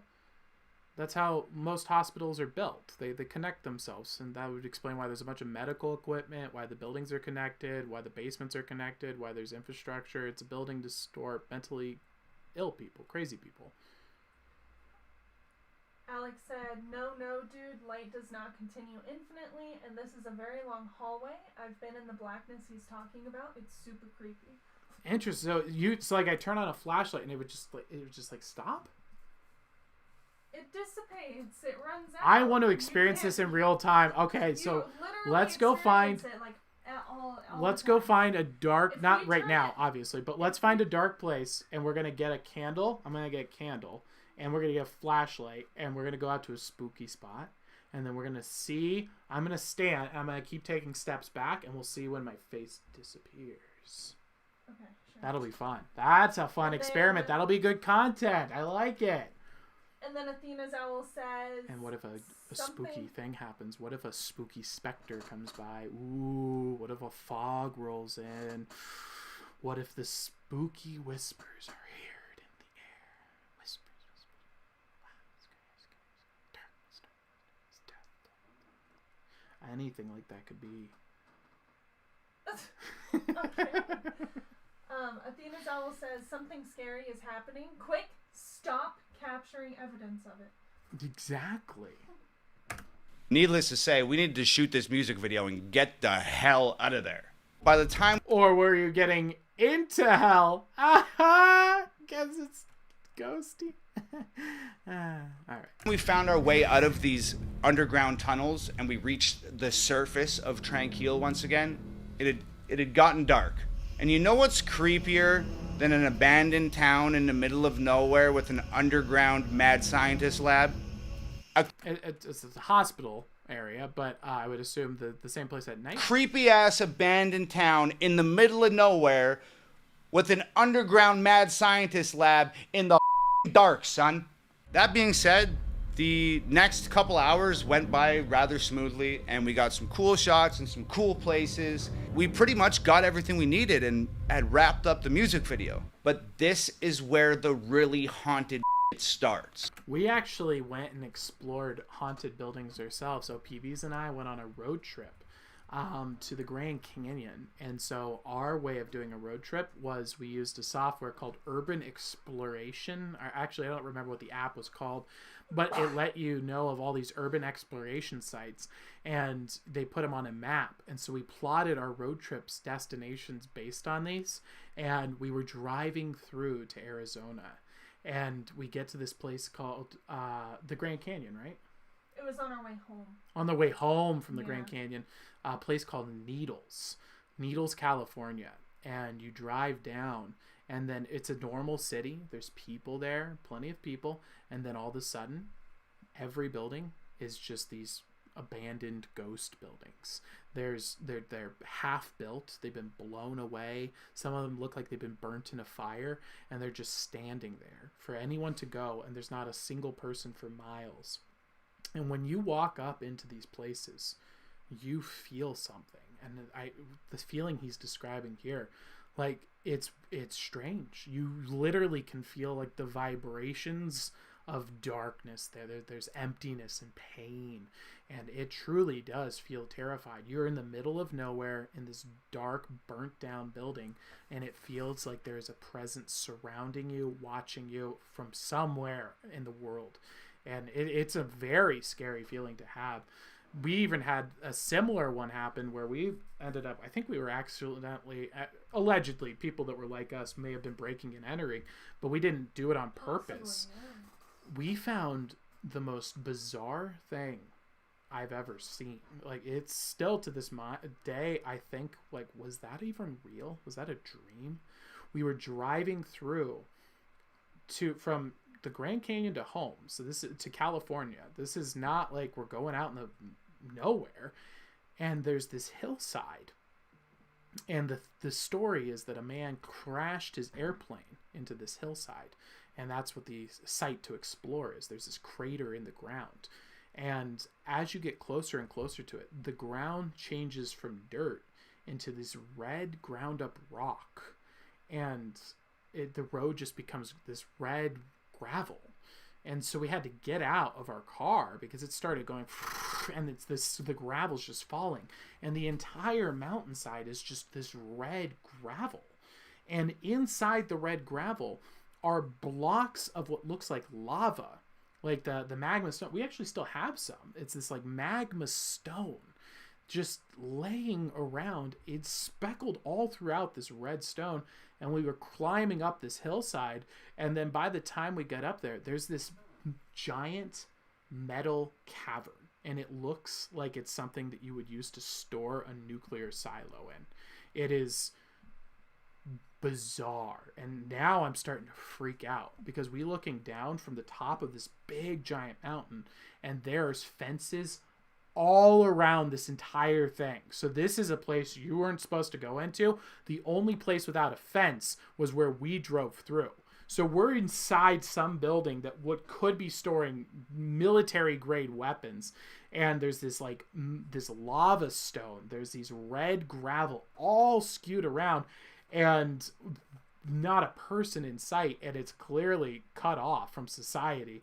And we keep going, and we're walking up, and we find the crater site of where the airplane supposedly hit, and you can see it's all dented in, but there's no wreckage or anything, and there's no safety at all. Like, literally, if you stood too close to the edge, and we're talking like 50-foot drop down into this crater, it's just gravel, and none of it is like stone. It's not stuff you can walk on. It's just this red, this little tiny rocks, and you would slide right on down.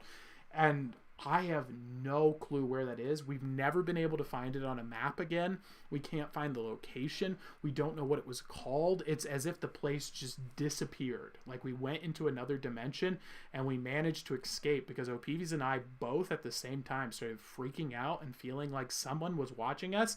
And we both said it at the same time, like, somebody's watching us and we don't want to get shot at by a shotgun. We both felt that exact same feeling, that someone with a shotgun was coming to kill us. And so we ran back to the car, and we had to go down, and as we did, the car was sliding because of the gravel, so it's like and spinning out, and we're going down the hill, and it's and falling down, and we finally got back to the earth, and I was like, oh, please don't have the gate be closed, please don't have the gate be closed. And so I'm like going through, but you can't floor it on this stuff because it's like just bumpy, gravelly dirt, stones of lava. And right before the end, when I saw that the gate was closed, I got out of the car and grabbed some of the lava rocks because it was such a bizarre experience. And I was like, I need to know that this place was real. Threw them in my car, and we drove on off. Allegedly, of course. This might all just be a dream in my head. Yes, absolutely. And so that was our experience at the Grand Canyon. Very bizarre. It was fun. We finish the shoot, pack up the gear, hike up the hill, sneak through the trees, go around the Iron Gate, and get back to the car. We've escaped Tranquil. Or so we thought. We load everything into the trunk of the car, and the director says, oh, I'm missing one of my lights. I'm missing a light. Oh, geez, and I'm like, so what, dude? That light. Let's get the out of here. And the director goes, oh, well, It was a $1,200 light. And I said, I don't give a I'm not going back into the creepy abandoned town in the middle of nowhere with the underground mad scientist lab. I'm not going back. And Olivier says, I'm with Tom. I'm not going back either. And the director says, somebody has to go back because I need that light, so let's all play rock, paper, scissors for it. And the loser goes back into the town to get the light. Look, I never liked fucking rock, paper, scissors. I hate that. You're not good at when it. there's something that somebody has to do and it's an undesirable task, everybody's always like, let's play rock, paper, scissors. Not really. I can't remember the last time anyone played rock, paper, scissors. I know. That's a real old school thing. That's like back to when I was 8 years old. I hate rock, paper, scissors. It's an impossible game to win. It's not impossible. It's actually, there's competitive rock, paper, scissors. It's fairly easy. You can read people and identify their patterns of behavior and the strategies they're going to employ. This is an entire sophisticated game. You should check it out, Mr. McDonald. I always lose. We agree. Well, that's probably why you always lose. Play rock, paper, scissors. Guess what? I lose. Of course, I lose. But I'm not going back. I'm not going back.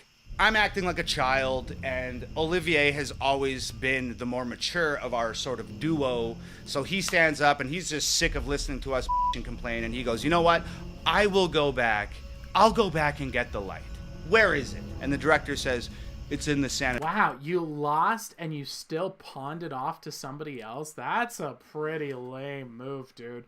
I would not expect that from Mr. Tattoo Face here. Jeez, stab yourself in the face. You had enough bravery to mutilate yourself, but I guess not enough bravery to stand up for the face stabbings you gave yourself. You just wanted to look like you were tough, but not actually be tough, I guess, is what I'm taking away from that. That's pretty lame, dude. Sanatorium. Of course it's in the sanatorium. Where else would it be? Where else would the lost light be than the most haunted possible place in this abandoned town? It wouldn't make any sense for it to be anywhere else. Olivier goes, okay, cool, I'll go get the light. And with that, Olivier just turns and walks into the darkness. I turn to the director and I'm just like, dude, give me a flashlight. You gotta understand. Thank you. Good work. At least you realized how silly you're. Olivier isn't just my producer at this point. He's my best friend.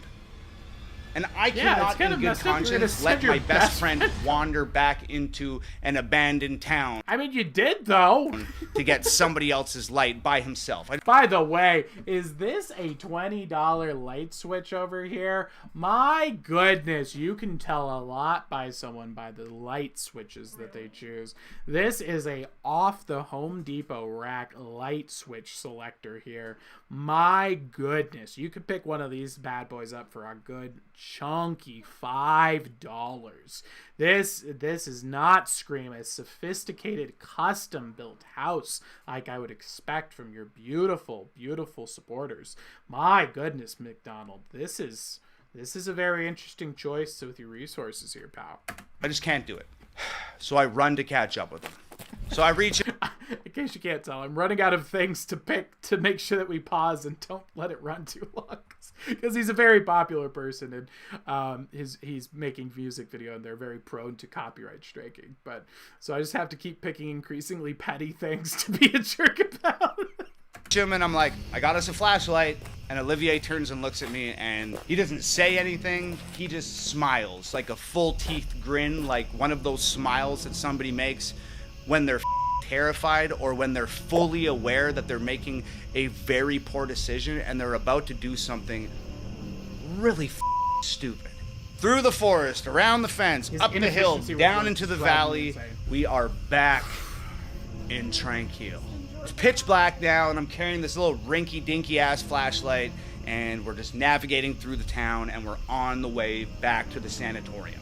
I ask Olivier, where do you think, do you have any idea where we put this light? Olivier says, yeah, it's in the big main room. I saw him put it down there. I just don't like him, so I was just gonna let him leave it there and hope that nobody noticed, and we just... Your best friend betrayed him and tried to make him lose $1,200. Gosh, that's a really bad team of people you got there. That's pretty messed up. Could you imagine if I saw that you left your iPhone somewhere, I knew you did, and I said, screw her iPhone. I'm going to let her leave it so that she doesn't get her iPhone back. That's the equivalent of what he's doing. That's really, really big jerk move. My word.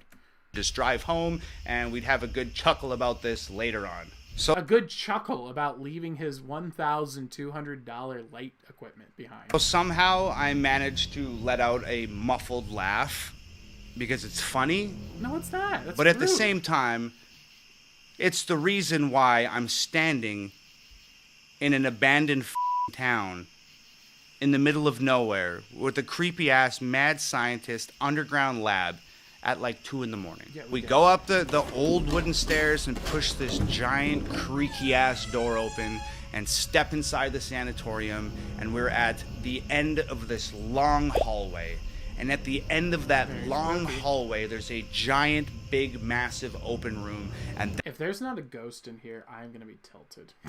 That's where the light is. So we start walking down this hallway, and there's doorways lining this hallway, and they're all the padded rooms that crazy people would hang out in. We get into the big main room, and as we enter this big main room, I shine the flashlight up on the wall, and just like this perfect, massive piece of art up on the wall, it is painted, "Please burn me down." Okay. Olivier says, "Oh, there's the light." Walks over, picks the light up, and now that... How come you just noticed this giant mural on the ground if your light was in there? Wouldn't that mean you guys were in there filming, so you probably saw everything in the room? A lot of continuity errors here. You probably messed that up because of the clunkiness of your language choice. It is infuriating. Gosh. Like 17 sentences of his could have been summed up with here. Just the word here. That's how I ended up here. That we have this all-important light in our possession, we turn and start walking back down that hallway towards the main door. Now, what happens next is probably the most horrendous thing that I've ever witnessed in my life, and I'm sure Olivier would say the same thing. In fact, I might actually... Have you looked in a mirror? Because that's pretty horrendous. ...call him and get his account for this video. But what happens next is the single most horrendous thing that I've ever witnessed in my life. So like I said, the hallway is lined with doors on both sides, right? And they're like holding cells. So like, what's this guy's bit? Is he supposed to just be like a knockoff Eminem? Because he looks as old as Eminem. He's got the face mutilation like a rapper. Like, what's his bit? I don't, and he tells, he clearly is not a storyteller. He's clearly a musician. This is very interesting role model for people. I would not recommend modeling your life after people who stab themselves in the face. Or they're like padded rooms or something. You know the ones? Yeah, you know the ones. Now, I'm not exactly sure how to explain this. You know that feeling you get when somebody is watching you? Or you know when you see something out of the corner of your eye and you quickly turn your head and there's nothing there? Yes. Or you feel the hair raise up on the back of your neck like someone's standing behind you, but by the time you spin around to face it, it's gone? Okay, that happened to both of us at the exact same time. Except something was watching us. And that thing in the corner of your eye that you don't expect to see when you look, we saw it. And that thing that you feel behind you when the hair raises up on your neck and you spin around, and when you... I'm going with cat. You spin around, it's gone. It was there when we spun around. In perfect synchronization, all this shit happened. We turn and shine the flashlight into the padded room next to us, and there it is. A shadow standing up from the floor. Not a shadow cast on the floor, a shadow standing up off the floor. I've encountered something very similar to that in my life, theoretically, hypothetically. I'm a character, I'm a crazy guy. I don't use any of this in a court of law. Of course, I'm an actor. Reader disclaimer. But yeah, that is a good description of what I've experienced as well. It can be spooky. It looked just like a person, except it wasn't a person. It was featureless and almost transparent and massive and daunting and rigidly standing there with its arms by its sides. You can't see from where you're at right now, but I have goosebumps all over me. And at the same time, we just started to run. And we were so scared, and it was so dark. We were just like two frantic animals running from a predator. It was like some sort of primal survival instinct had taken over, and we were just absolutely frantic, and we were falling over each other and tripping over rubble and tripping over pieces of fallen wall and ladders and all of this stuff that we can't see in the dark. And somehow we made it to the front door. We kicked that motherfucker open. Did you get the light though? And ran out into the middle of the street. And we didn't stop running. We weren't even thinking. We were just moving as fast as we could, as far away from whatever the hell that thing was, as far away as we could get. As fast as we could get there, we were going. And after running for what seemed like a marathon, we just finally stopped, and we almost collapsed on the ground, and we're just spinning our heads like a swivel from side to side, just trying to orient ourselves and gain some sort of information about where we had ran to. And I'm gasping. You didn't just run back to where you came from? Looking for breath and looking around, and I'd say to Olivier, "Where are we?" And Olivier says, I don't know. And I picked a flashlight up and I flash it around and I'm looking. And that's when I have another terrifying realization. You and left I the say light out loud, "Dude, we're lost." And I mean, we're so... Where's the light? I need to know. Again, because of the lack of continuity in your story, it's really hard to follow because of how many excessive words you're using. So scared, and it's so dark, and this town is so big that we've completely lost ourselves in what's transpired here. And I remember Olivier gasping, "I think the car's that way." You know, and he just kind of points out with one hand, just totally exhausted. So I turn the flashlight in the direction that he's pointing, and I shit you not, I take one step, and this flashlight flickers twice and dies. Oh, you got Slender Man. It's dark. That's we have rough. no flashlight, and there's that thing in the sanatorium. I honestly don't remember the next 30 minutes. And I don't remember the next 30 minutes because we were just running on pure adrenaline and racked with fear. But we found our way out. And this time when we crossed those train tracks and went up that hill, before going into that forest, we turned around and we looked down on Tranquil one last time. And guess what? The lights in the sanatorium were on. So we barreled through the trees and around the iron gate and over to the car. And I remember Olivier opening up the car door, and he's leaning the front seat forward and he's scrambling to try and get into the back seat of the car. And I had just had enough. I remember putting my foot on his ass and just shoving him into the back of the car, standing the seat up, jumped in, slammed the door, and I just said, "Drive." The director started. I'm sorry, I missed a little bit there. My apologies. We were having a technical thingy there. Where were we? My apologies. What did I miss? I got so sucked away by his words. I'm assuming if I rewind to the end, because he has a tell, I've noticed that what he likes to do is say a lot of words, and then he just says what he should have said at the end. So this should work just fine. My foot on his ass and get up the car door, and he's leaning the front seat forward and he's scrambling to try and get into the back seat of the car. And I had just had enough. I remember putting my foot on his ass and just shoving him into the back of the car, standing the seat up, jumped in, slammed the door, and I just said, "Drive." The director started, "Oh, what happened?" And I said, "Shut the f*** up and drive." So we made it back home, mostly unscathed and in one piece. Did you get But you know what the craziest part of this whole thing was? You remember those kids I mentioned at the beginning of the story? Uh-huh. Well, when I got home, I started Googling Tranquil. And I started researching that abandoned town. And that's when I found out that Tranquil was an abandoned town where people with tuberculosis would go and live out their final days. And that's when I found out it was the most haunted place in North America. And that's also when I found out that those underground tunnels were used to remove the dead bodies from their houses without having to wheel corpses through the streets of the town and scare the shit out of all the children and everybody else living there. But the scariest thing I found out, it's called a medical ward. The scariest thing that I found out was that 10 years prior to our experience in Tranquil, 2 kids went out there ghost hunting. Uh-huh. And they fell through the floor in one of the houses and died. Ooh, very spooky.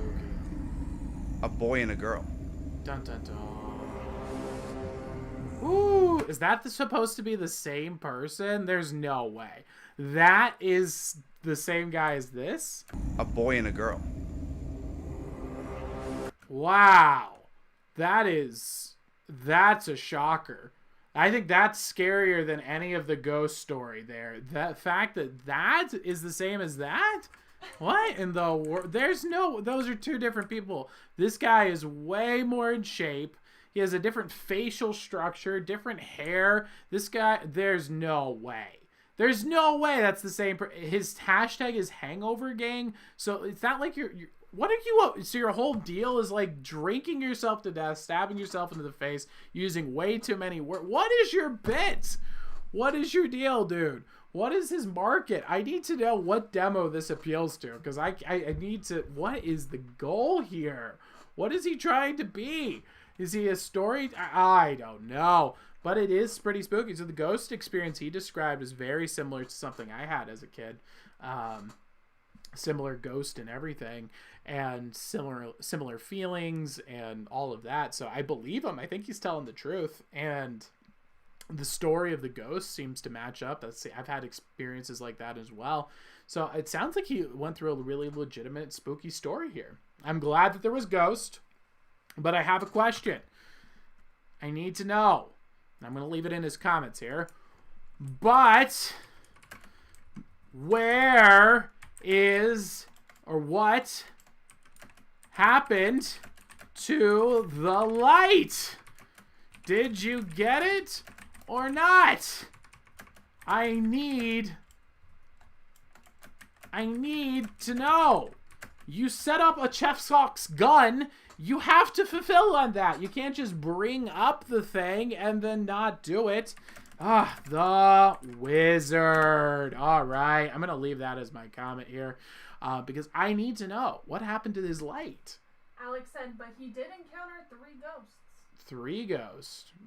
You got the boy, the girl, and then Mr. Spooks. 3 ghosts. Yeah, definitely. Well, I think the third one, if it's anything like my experience, that was not a ghost. It was, and that's one of the reasons why I really believe in ghost versus demons, is because in my personal experience, again, hypothetically, of course, I've encountered things that feel like ghosts, like wandering spirits that seem to be lost in like Disneyland, not realizing they're dead and being like, where am I? I'm trying to find the place. And you look down and there's like a hole in their stomach, and then they just look down, scream, and disappear. And you're like, what was that? Oh, what was that? And then you look around, and then all of a sudden it's like reality just starts going again. And you're like, okay.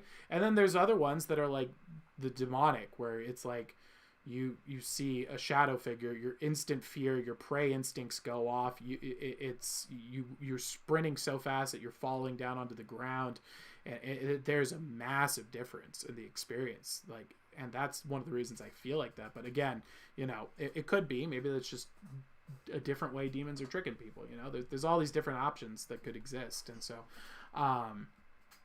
it's possible. It could be wrong, but that's why. Oof, I'm getting spooked just thinking about those spooks.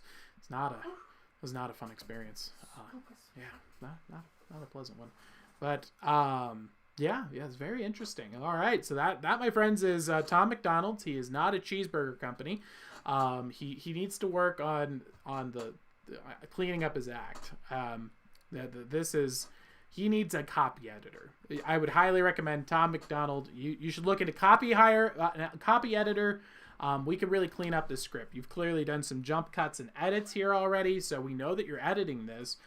We could really, really clean this up. I think we could turn this into a nice, clean 5 to 6 minute piece, slap on a music video based on the theme of it, kill another 3 seconds. We'll hit that 10-minute mark. Don't you worry. It's just going to be a good, solid 10 minutes, not just And then I walked into the forest that was filled with green flowers, and these flowers were radiating their green colors to me as I looked around and thought about, wow, this is the greenest green I've ever seen.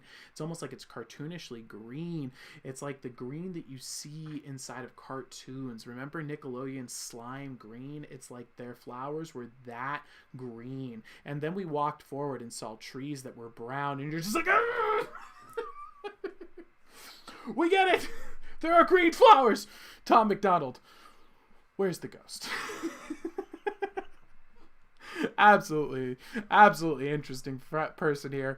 We're going to go ahead. Thank you for this suggestion. Very fun, very entertaining, good quality experience. I'm going to give this a good video, good content. Woo! So, we're at midnight. We're already hit midnight here. I know we had a suggestion for a musical song from Athena's Owl. Let's take a look here.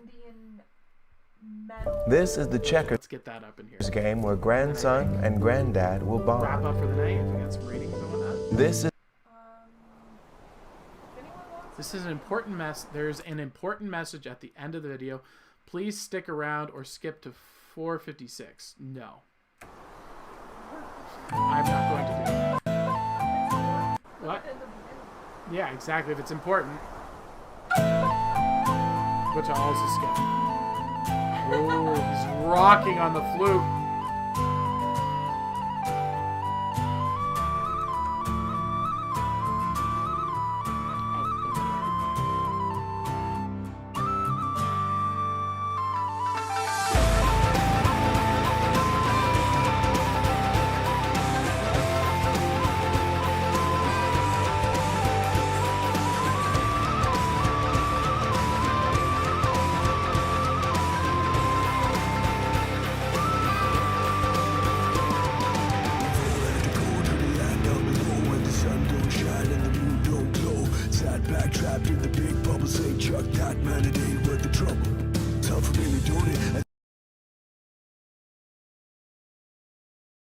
I think it was a great sample of that song.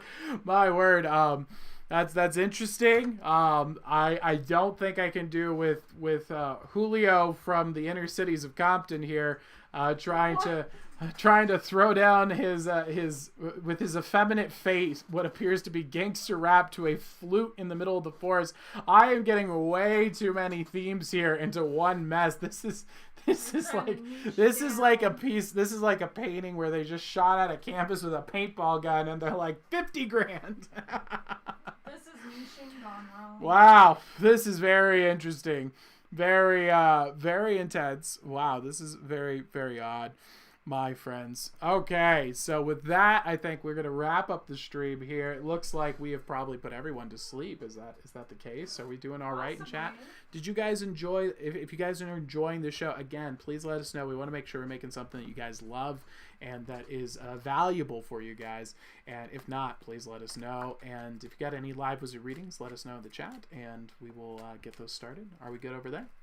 Is there anybody else in chat that we have, or any questions, comments, concerns, thoughts? Athena's Owl said, "Oh, the rest is better." The rest is better? Okay, we'll keep it going. But it says it's an 8-minute song. 8 minutes? It says it's 8 minutes, and it's so rough, man. Skip to the middle? I guess. I think we all own it. A mindset that don't seem to get, we've outgrown it. Now sat back, looking at the big bubble, say talk back. You're bigger than the trouble.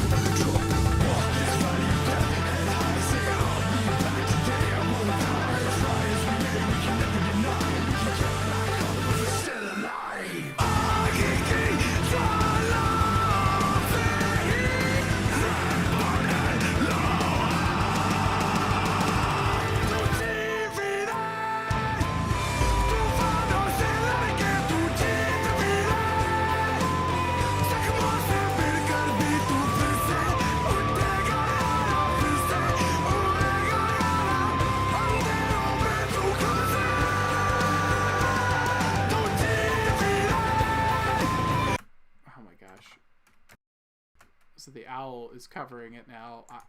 Why is the man wearing why is he wearing a dress? What's going on?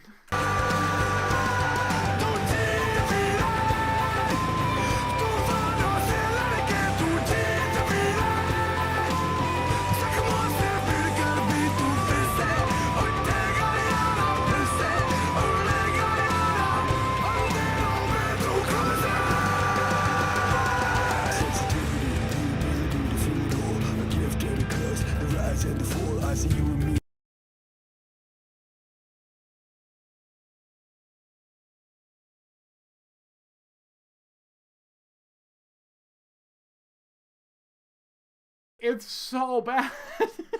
It's just so cringe. Everything. Every action, every facial expression, all of it is just like, ah. Oh. It's like those, like the dads coming together to do a band. This is what it feels like, is the classic dads coming together to do a band. What? Wow. Place in the middle, a break from the rat race just for a little. Chose the moment and froze it forever in time. Took a piece of us and wrapped it up in a rhyme. You got 13 reasons for you to go away. Here's 3 more for why you gotta stay. 13 reasons? Is that a reference to something? What does that mean? 13 reasons why? What does that mean? 13 reasons why to do what? Let's see if am I missing something here? Took a piece of us, wrapped it up in time. You've got 13 reasons to go away. So like, well, I can think of more than 13 reasons why I should go away. You've got a lot of flaws going on here. First off, why are you wearing makeup? You're a man. What happened to your hair? What made you think that was a good hairstyle decision?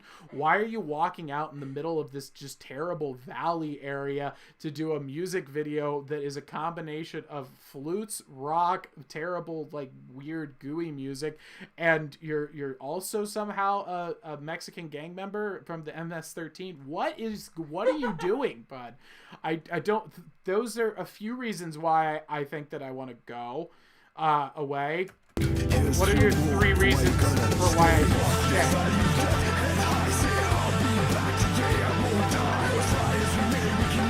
stay? Sorry, I'm not following your philosophy here. There's 3 ways why I should stay.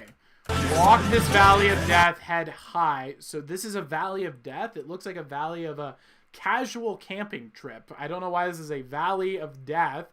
My head would be high. It seems like a nice place. I will be back today. I won't die. Who's killing you? Why are you going to die? What are you so afraid of? What are you upset at?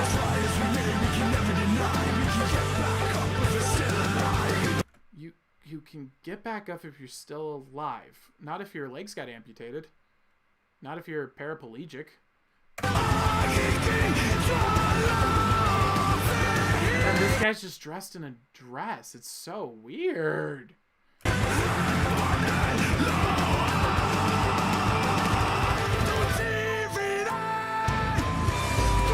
And then she's got some black guy rocking out on a flute. What?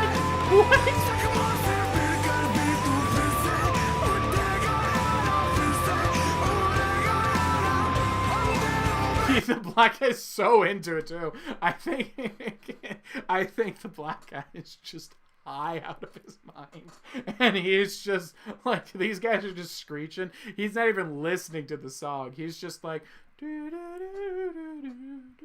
he's in his own world over here. Look at that face.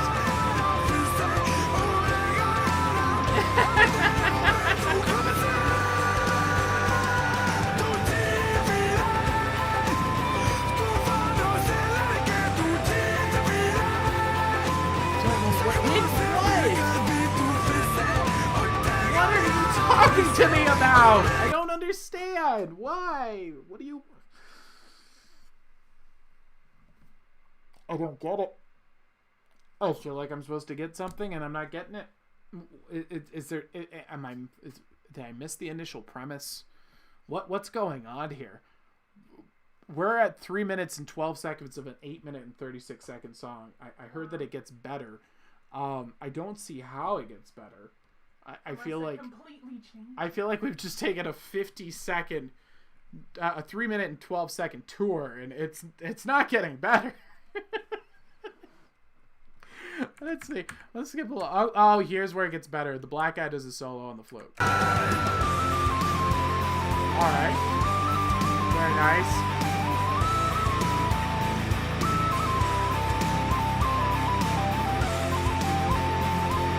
In the midst of winter, I finally learned that there was in me an invincible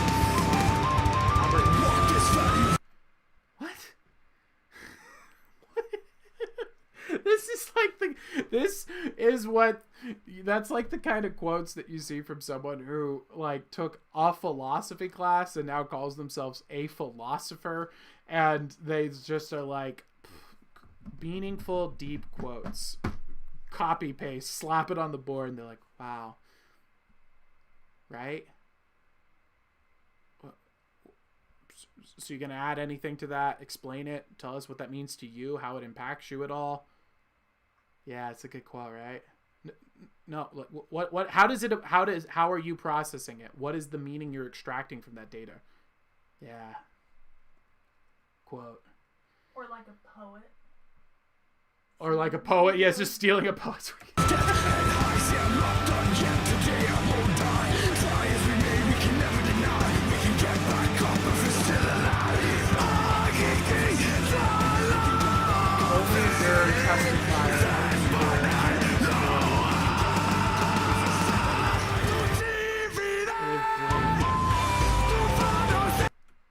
Alex said, they're for some reason trying to tell you to be brave and strong and continue living, but I don't understand who they're supposed to be speaking to. Yeah, or why, or what. Is it just like, you know what? I think we're going to have to jump out of here, and unfortunately, we're going to have to go a little bit longer because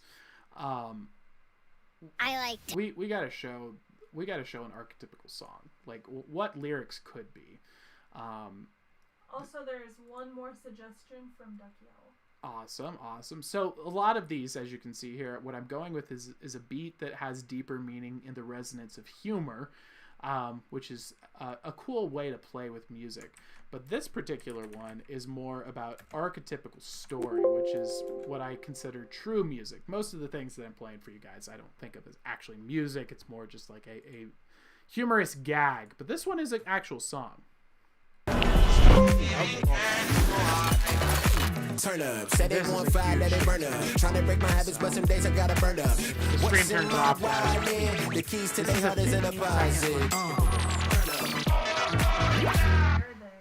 Wow. All right, so this is White Buffalo's Last Call to Heaven. So we're gonna do a breakdown and analysis of these words here. Let's find out if there's logos in this.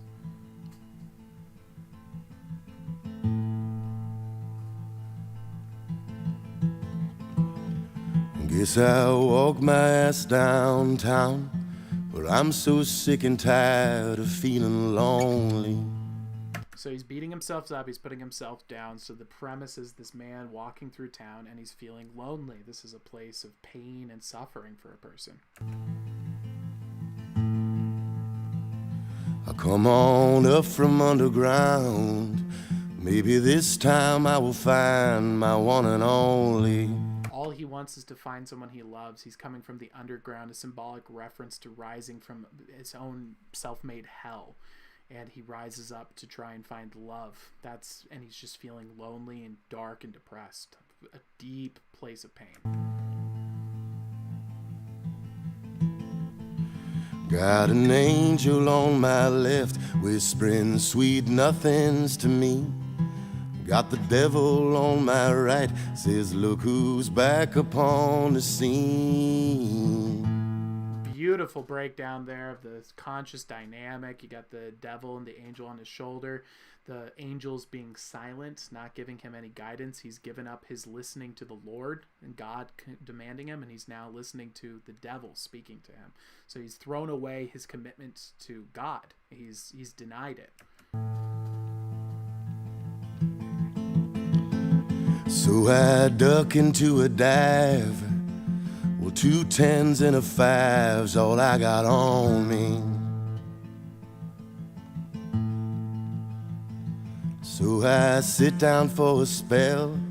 Best I just drink from the well for the money.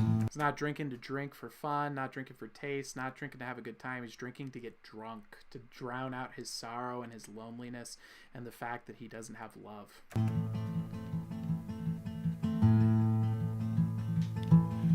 A drink for a drink, a heart for a heart.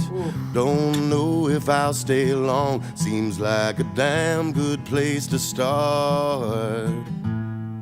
A drink for a drink, a heart for his heart. He's giving his heart away to the booze, and he doesn't even care. This is just where he starts his time. Man, that is...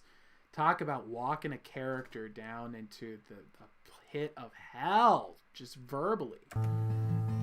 Singing ba ba ba ba ba ba ba. Speaking gibberish. There's no meaning. It's all meaningless. By the way, that meaninglessness is going to come back as a callback in the future.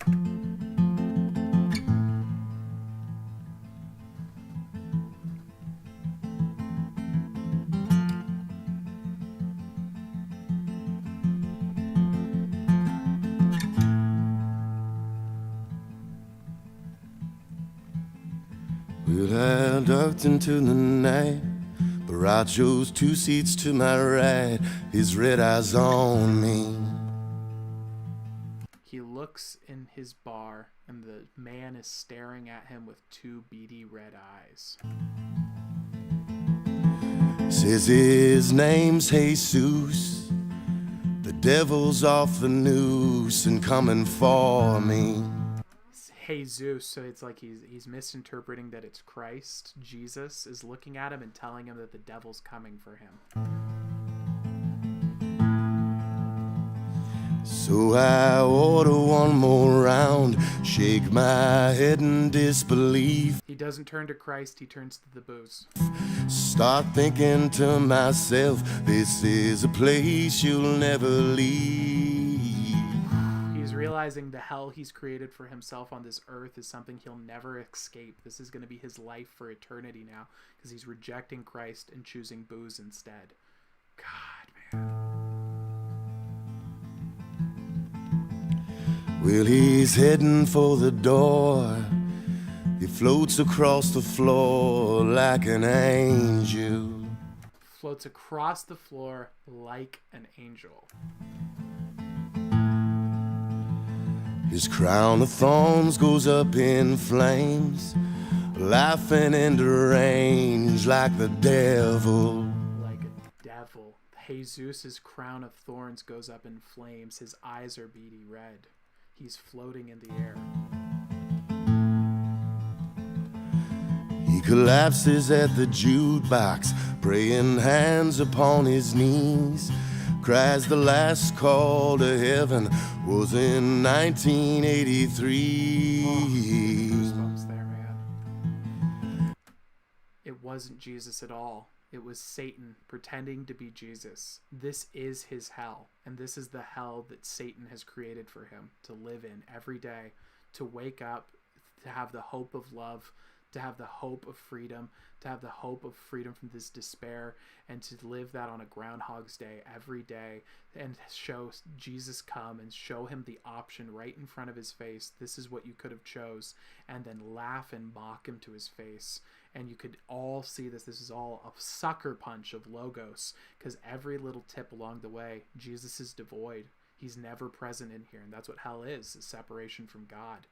And it's the whole, every line, every detail. He looked like an angel, but he wasn't an angel. He had beady red eyes like a demon the whole time. He had a crown of thorns, but it went up in flames. And he was singing ba da ba da ba da da ba, gibberish, nonsense, meaninglessness. Well, let's hear what the devil has to say. Singing ba da ba da ba da ba. Singing ba da ba da ba da ba. Singing ba da ba da ba da ba. Singing ba da ba da ba da.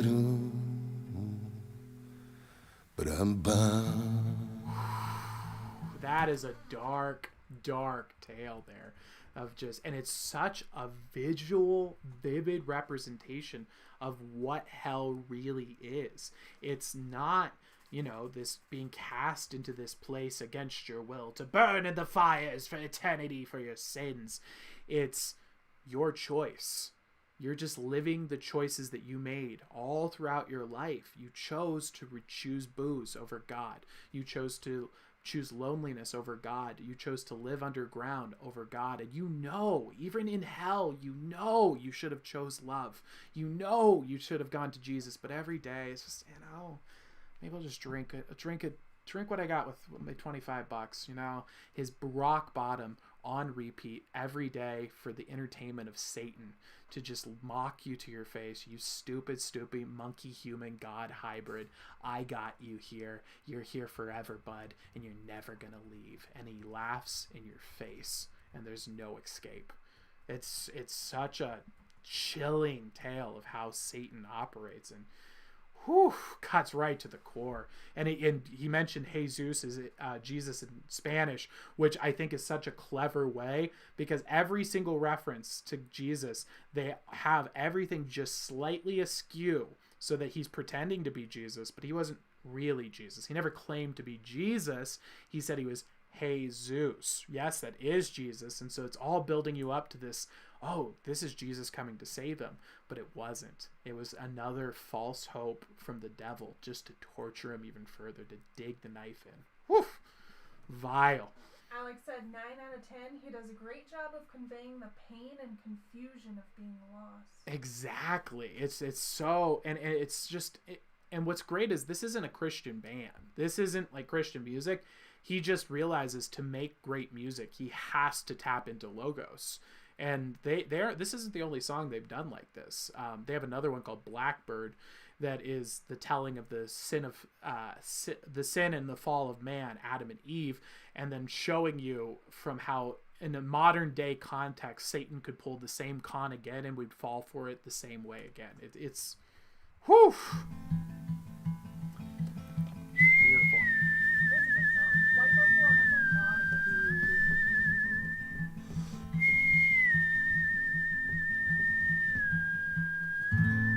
Jeez, man.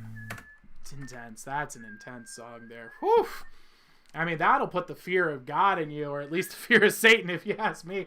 Like, man, I want to really think about what are my choices that I make on a daily basis. Is that pointing me towards a hell of my own creation, or is it putting me towards a path towards God?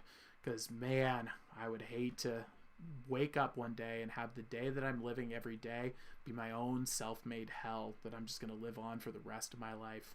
Absolutely horrible. Sherlock Owl gives it an 8 out of 10. 8 out of 10. Very nice. Very nice. What would you rate it? Probably 9 out of 10. Yeah. That's pretty, well, it's tough. I'd say 10 out of 10. It's a great song. Well, you got to save 10 out of 10 for, like, Moonlight Sonata. You know, this isn't competing with, like, Moonlight Sonata communicates the nature of life. Nature of life and energy and God is communicated through that song. Like, you can sit down and just listen to Moonlight Sonata and you're teleported to, like, the scene that he's in. It's like Moonlight Sonata is a testament towards the power of God to reverberate through mankind. You have no power. You have no water supplies. There's sewage in the streets. People are dying of the plague. People's teeth are rotting out of their face. There's dropping like flies. There's no economy. And Beethoven comes out and says, I understand all of that's happening. And look at this beautiful night that the Lord's blessed us with. Look at this mysterious moon. What is it? What is it? And from that energy, he pulls forth Moonlight Sonata that reverberates to this day throughout history. It's insane. It's just, and then God wrote a song in his heart and it went out. It's just, mind-boggling. Absolutely mind-boggling. I think that's a great way to end the show. What do you think? Good work. Good work. Oh, what did you need? Ducky Owl had a suggestion. What was it? Her song suggestion. Oh, what is the song suggestion? It's in the Discord. Okay. I haven't heard all of it, and neither has she. Uh-oh. So is this the Vimeo one? Yes.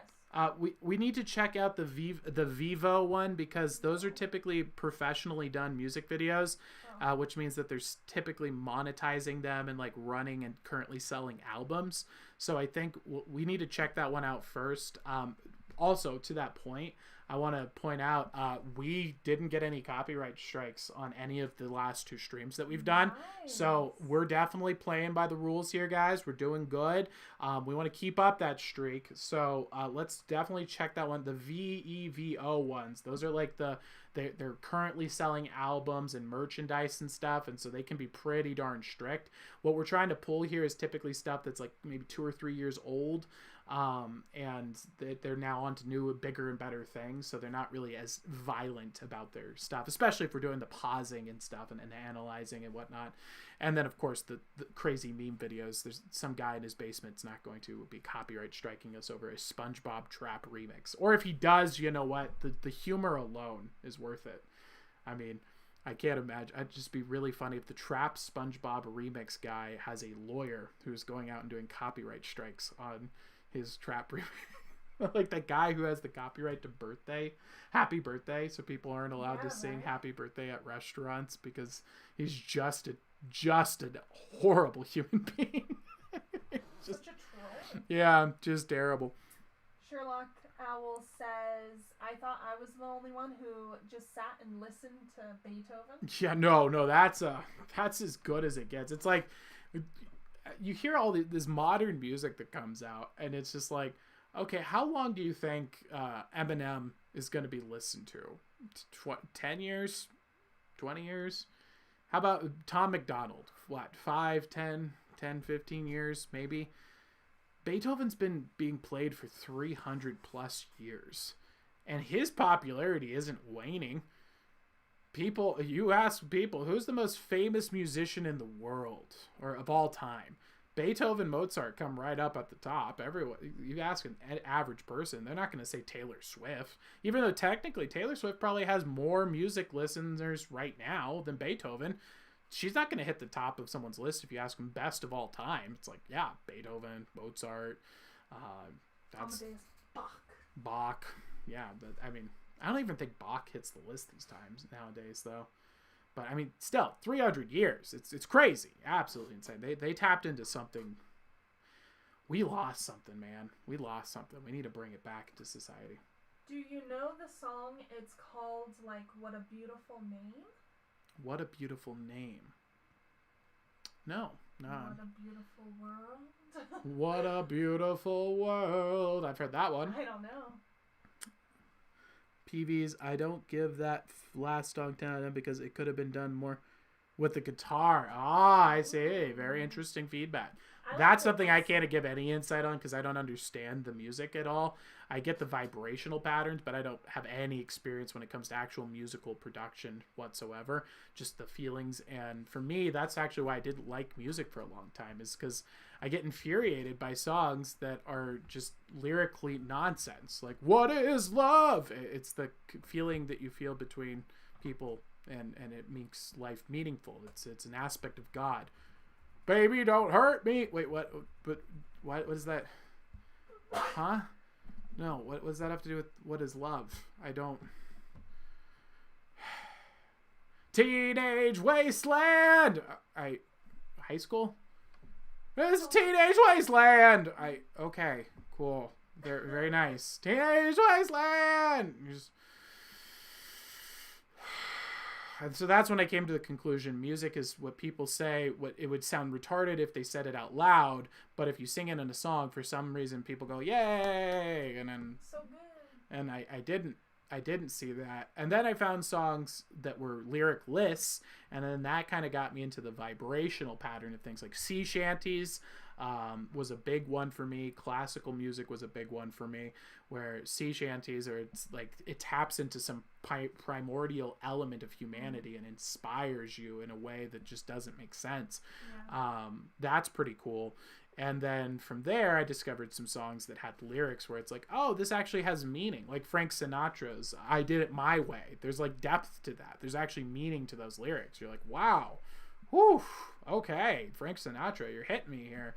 It's like, yeah, you chose to live your life. You blazed your own trail. You stood against the test of times. You've made a lot of failures along the way, but you, through it all, you stuck it out and you did it your way. That's a beautiful testament to message, to sticking it out and living your true self. It's beautiful. Very good work. And so that's kind of my journey into music. And it all started with OPBs.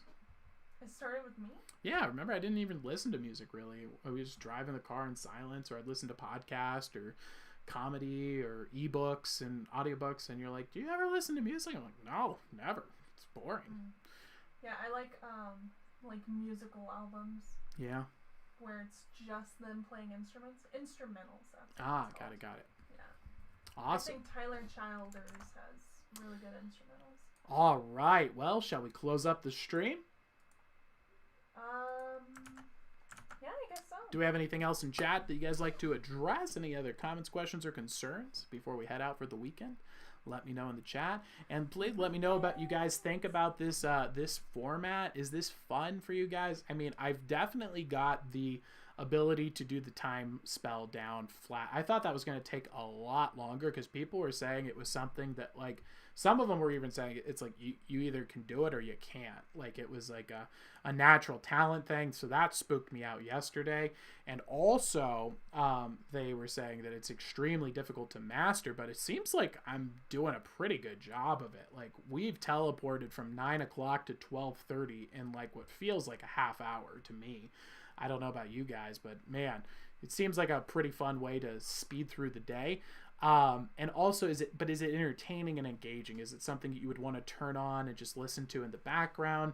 And is it good enough to be something that you could bring your friends to, feel comfortable bringing your friends to, have them have a good time, and then want them to come back for more? Because we want this to function basically as a tool for Ask a Wizard events, so that, hey, while we're here, while you're on the line, guys, we just listened to this great music. By the way, this is Ask a Wizard Events Montana. We've got 6 seats left. Booking them at $150 for a bedroom that can fit 2 people. Let's go. Come on in and let's get this thing up and going, and let's hit back to the memes, that kind of thing. A few more things. Okay. Sherlock Owl found the song and put it in the Discord if you want to play it. Okay. It's What a Beautiful Name. It's a worship song. Nice. Oh, that's Jesus's music. Yes. I've heard that one. Jesus music.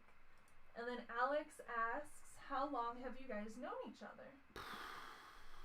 Go on. OPB said 6 years yesterday, and we're going on 7. We're going on year 7. She claims we're going on year 7. I don't believe her yet. I'm going to do the math on it. But so that would be 7 years. It has been 6 years and 3 months. Interesting. Okay. Hey, you put Benji in the chat, but you didn't put him on the camera. What's going on here? Yeah, because you told me we needed to build him up. No, you're trying to put him in the middle of a music video. Yeah, we need to build him I up. don't see her video in here at all. It's literally, it's in Wizard Wave. Oh, you put it in a different spot. I didn't put it anywhere. She did. Okay.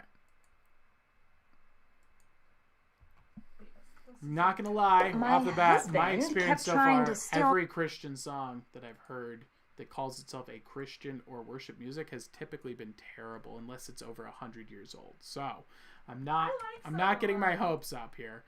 But yeah, most of the best worship music I've found is never associates themselves with Christianity. It's kind of fun. Like John the Revelator, it's a fantastic Christian song that isn't from a Christian band. Amazing Grace is a fantastic one, a couple hundred years old. Alex said, I like to participate in the conversation. You like what? Alex said, I like that I can participate in the conversation. Yeah, well, that's the innovation in the technology that I really want to run with. I feel like this is, in the way that Disney had access to animated animation technology breakthroughs, this is the technology I feel like is the big breakthroughs. You can go and watch Jimmy Fallon right now, but imagine if you could interact with Jimmy Fallon on the screen in real time, and you could donate $10 and you would affect the actual show. You could have him do something. You could change the direction of the late night. You could interact directly with the people on the screen. That's insane. That's the kind of thing, and it's something you can never replicate outside of theater. It is the rebirth, in my mind, of theater once again, because for once in history again, technology is now caught up to allow. Why is theater so good? It's because it's done live and in the moment. It's raw. It's real. There's mistakes that can happen, and that is what makes theater valuable. But how do you capture that on the internet? Well, you can do it through a live stream, but the problem with doing it through a live stream is that's just another thing. You can just go watch a professionally done video. Why would you watch someone live ranting for an hour? Well, you would do that if you were able to participate in it in the same way you do in a comedy club, like hecklers do, like you do in an improv situation by giving suggestions from the audience. That's now doable again because of the internet, and it's taken to a whole nother level. You got a phone. It's like a video game and entertainment at the same time. It's fascinating. And it has all the benefits of like talk radio, where it's like, hey man, play the song, I love this. All right, let's get that on the radio for Sherlock Owl. Boom. And you're going live. So it's a lot of trends hitting on one area. I love it.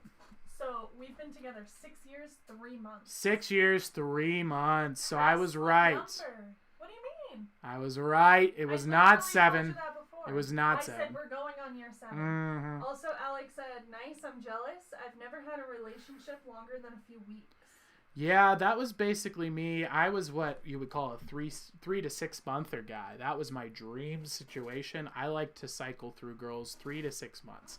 Everything after that, completely bored with the relationships entirely, just done and then thrown to the side. In fact, I was of the opinion that was basically just the best way to have relationships. It was like, why would you ever have a relationship more than 6 months? This is all the fun is extracted, and then you just move on and get another flavor of ice cream, and then you get to experience the entire world, and it's so much fun. And then I stopped doing that with OPVs, and so that is the first, and that was the first time I tried not doing that, and the last time too. OPVs.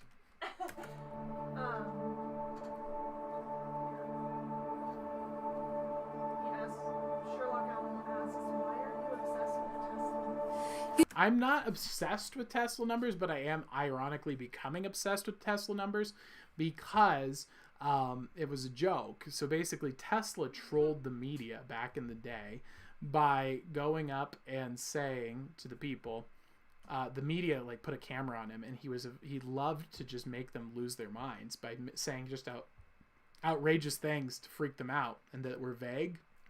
And so he looks them in the eyes and he goes, if you knew the meaning of 369, you would unravel the meanings of the universe. And then he just walks away. He's wow. Like, what? What does this mean? So just sticks this out into the consciousness of the world and walks away. And so from there forward, Tesla also had OCD.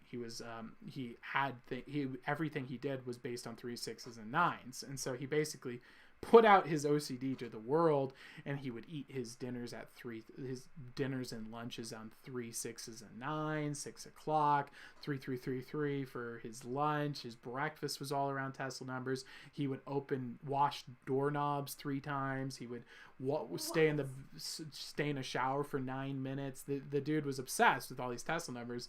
And so I was just basically, as a joke, I was like, what if we just start doing that for fun? Because why not? It's just a funny gimmick. And so that's kind of how it came to be. It's just, why not? It's just a funny joke. And that's it. You were the word at the beginning, one with God the Lord Most High.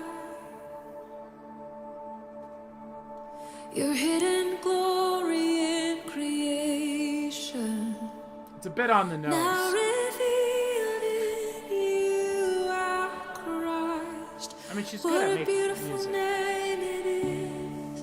What a beautiful name it is. You sing.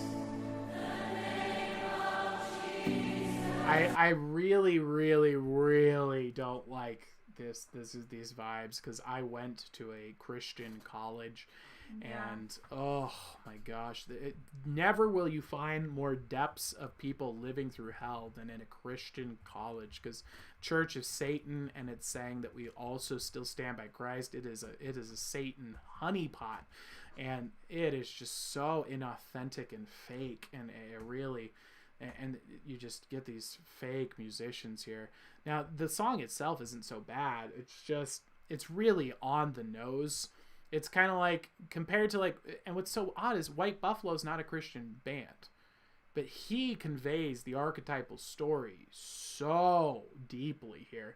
And this one's more like a Blue's Clues sing-along version of it. It's like, Jesus is great, great, great. Jesus is so freaking cool. Don't we like Jesus? Yeah. And it's like, that's good. I get that. That's fun. But like, it doesn't have that hit you in what Christianity is. Yeah, hit you in the spine, give you that tingle sensation of like, oh, I want to stay out of here. Yeah, like John the Revelator does that too, where he's like, who's that writer? John the Revelator wrote the book of the 7 seas. You feel that, like, you're instantly drawn into the history of it. It's like, oh, the Bible isn't a history book, it's today book.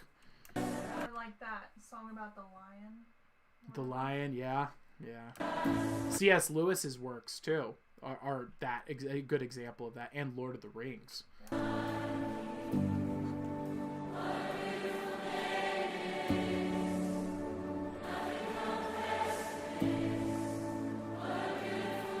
don't like.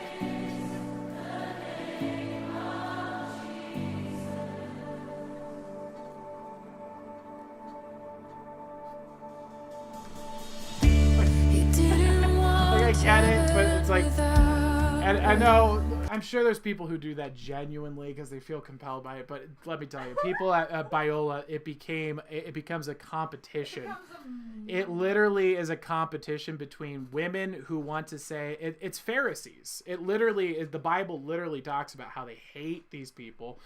Jesus hates the Pharisees, and how they're these sinful people, and how you don't want to be the guy who's like, look how righteous I am. Look how much I love the Lord. I'm so righteous and amazing. Is everyone looking? Is everyone looking? Everyone watching me? Yeah, look at my hand flailing. I'm really feeling the Lord here, guys. Jesus loves me the most. I'm really a Jesus guy. Like, that's, God is not a fan of that at all. And that's what you see with these school Christian colleges. It's just like, I'm so amazing, the Lord. And you're just like, oh. Stand on my chair to get close. Yeah, you got it. I'm getting so close. Look at me. It's just, just a bunch of 20-year-old women who are just like, I'm the biggest Jesus lover ever. He's like my husband. That's literally words, by the way. I'm married to Jesus. Oh my gosh, yeah, that was the thing they did. Oh, so you're telling me you're married to the guy, you're committing idolatry, by the way, too, where you're going around with your Jesus with abs hanging from a cross. This is really getting uncomfortable and awkward here. Like, let's tone that down. That actually reminds me of the freaks over at these private Christian colleges, man. Oh, man. I was walking through the campus. I'm just going through, minding my own business, being me. A woman runs up to me, grabs me by the shoulders, looks me dead in the eye, and she goes, I have to tell you something. I'm like, okay, little girl, what's going on? The Lord has given me a message. I am here to marry you. We're going to get married. And I was like, weird, because my God just told me that I'm never going to talk to you again. Let's find out who's correct. And then I walked away and never said a word to her again. But that's the kind of weird stuff that these people do, man. It is freaky. One of the things I hated the most were the kids who walked around barefoot. Oh, the barefoot people, oh my gosh. They would walk in the classrooms and like the restrooms, and they would just be barefoot all day, like, Oh, and then you have pastor voice and the pastor stare. Hello. And the pauses. How's it going, guys? Welcome. I want you to know that you feel loved and welcomed here in the embrace of the Lord.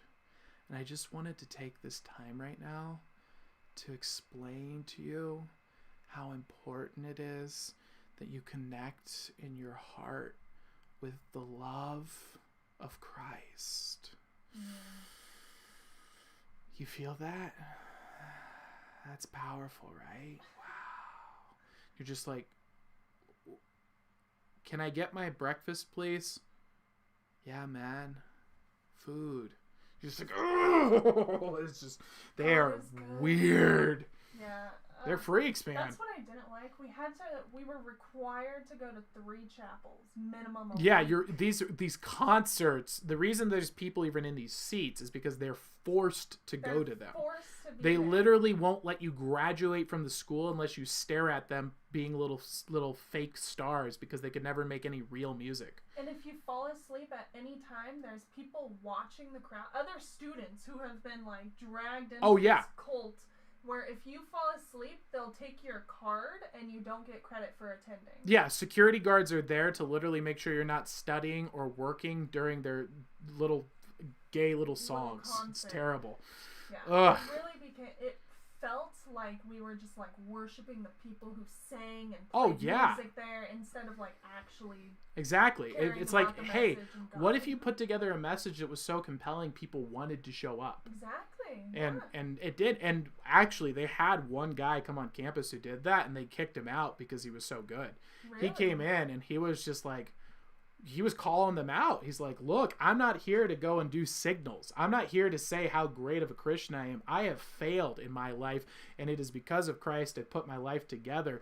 And I want you to know that this is a place built on this is not God's kingdom. This is Satan's kingdom. And you guys got a target on your backs because you're in enemy territory. You call yourself college. You call yourself a place that worships Christ. Let me tell you, that's going to put you on the map. You watch out, because Satan is behind every corner here, and every single little aspect, every little gesture he wants to manipulate, because you claim to be in his name, and what better to defile than the name of Christ in Satan's eyes?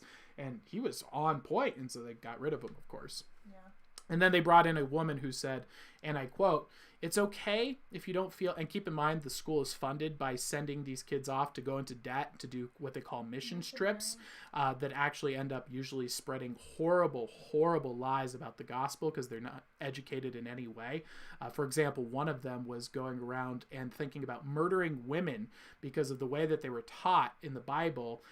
This to test if a woman had cheated was to poison the woman and see if God saved them, not realizing that they had taught them from the Old Testament and how these are old laws, and it wasn't even the Christian laws, it was the traditions of the area that God found sinful. But they didn't tell them any of that, and so they came back to this tribe a couple years later, and they were poisoning chickens and baby chicks to see if they lived or died. And when they asked them, why are you doing this witchcraft? They said, no, it's in the Bible right here. We just thought it was a little intense to kill our women, so we swapped it out for the birds. Is that okay? So that's the kind of stuff that these schools are putting out into the minds of people and calling it Christianity. And they're putting these kids into thousands and thousands of dollars of debt to do this. Well, the lady thought that it would be appropriate after telling us that you aren't a Christian if you don't believe in climate change. And if you don't go on a missions trip, that's okay. You just have to ask yourself, why does the Holy Spirit hate you? Crazy. These are the lines that are coming out of private Christian colleges. So it is sick. And they thought that was a better message than telling them to be on their guard because Satan is behind every corner and you guys got a target on your back at a Christian college. So, yeah. That's the kind of freaky stuff that we dealt with. There's a lot of crazy stuff. It's intense. But also a lot of good. I can't remember any good there. At mine, there were some hidden professors who were really good and actually very helpful. And I had zero experience. There's not a single person that comes to my mind. In college, so. That's good. Yeah, I can't. There's not a single person that I met that was even remotely. I wouldn't pay them $50 to get advice from them. Every single person was a waste of time and money. So Jesus heals. So back to Jesus heals.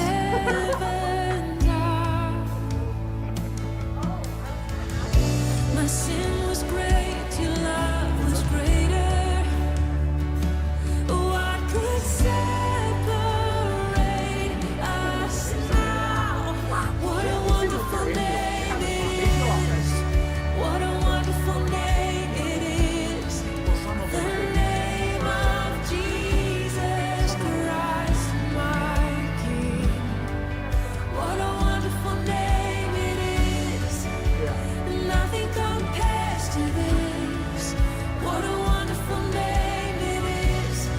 Russian Orthodox is they were legit. both quite the experience. I like the Orthodox. The name of Jesus, what a wonderful name it is. The name of Jesus.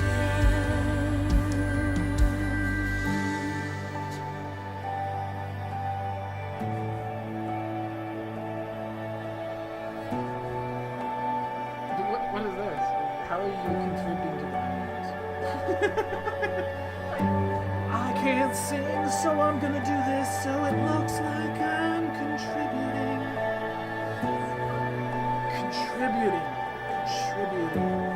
Contribution. What if he's just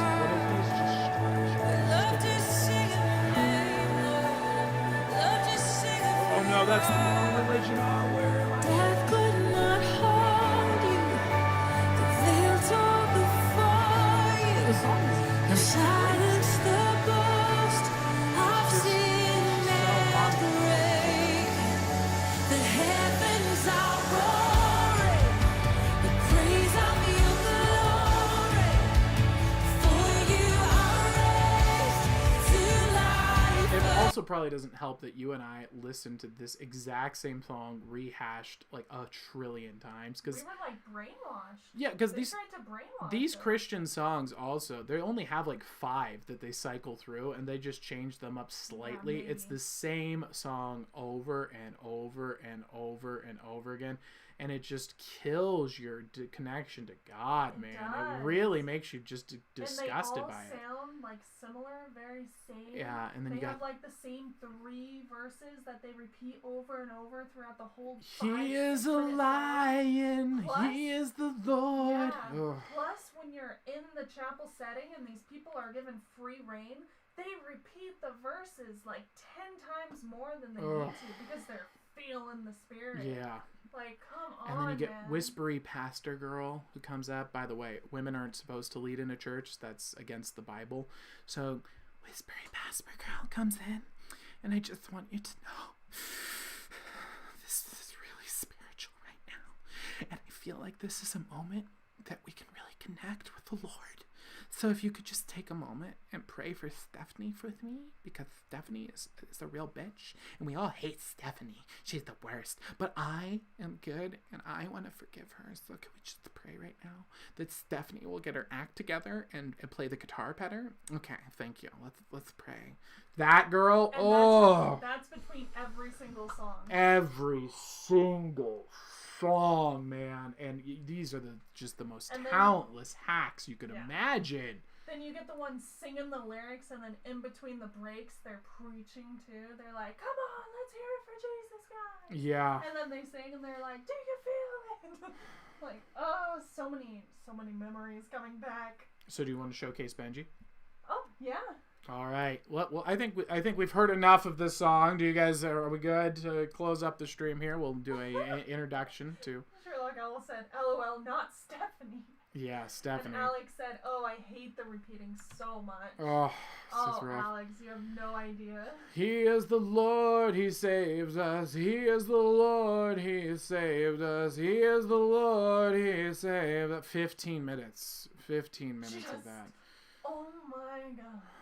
They take a 3-minute song and they repeat it out to like 9 minutes. It's so rough, man. Just repeating it over. All right, I'm gonna put up the reading schedule here for Benji, so you can introduce him if you'd like. All right, this is OPV's Benji, and mine. Boom! There's Benji right there on the camera, IRL, in real time, giving a wave to the audience there. He is a legend, and he is Mr. Fluffers. I got this for OPV's at Build-A-Bear. That's where you were born, Benji. Pretty cool, huh? He's who's learning how to jump. He's not doing. He's doing all right. He's working on it. He's gonna do okay. You got this, bud. You're now live on the stream. Congratulations. And that is Benji the Bear. This is what happens when you stay up with us Yep, if you stay up till 1 a.m., that's what happens. I can't believe we just did another 1 hour. This is good at sucking time, man. I like this. This is a good time warper. Oh, I'm sure like I said, Benji! Yeah, Benji's a legit. Benji is. I stopped saying along and just stand there after a while. Exactly. I love the people who just sit the whole time. The one that gets me the most, though, is I feel the Lord the most. Look at me as I flap my hands. This is how you know the Lord really is over here. I'm really virtuous. You're like, I don't recall the scripture where this is how you identify how much Jesus loves you. Yeah. Doesn't really make sense to me. Did I tell you? Did I tell you about the chapel glasses I made? No. Oh, so, yeah. Your fake glasses. Yeah. Yes. So I would always sit in the back darkest corner of chapel and put on these glasses where I had drawn eyeballs onto paper and taped them in the lenses, and then I would just sleep.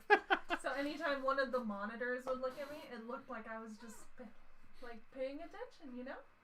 I found that if you just looked them in the eyes and pretended like it was a deer making noises at you and then looked back at your phone, they would not know how to process it. Like, hey, are you on your phone?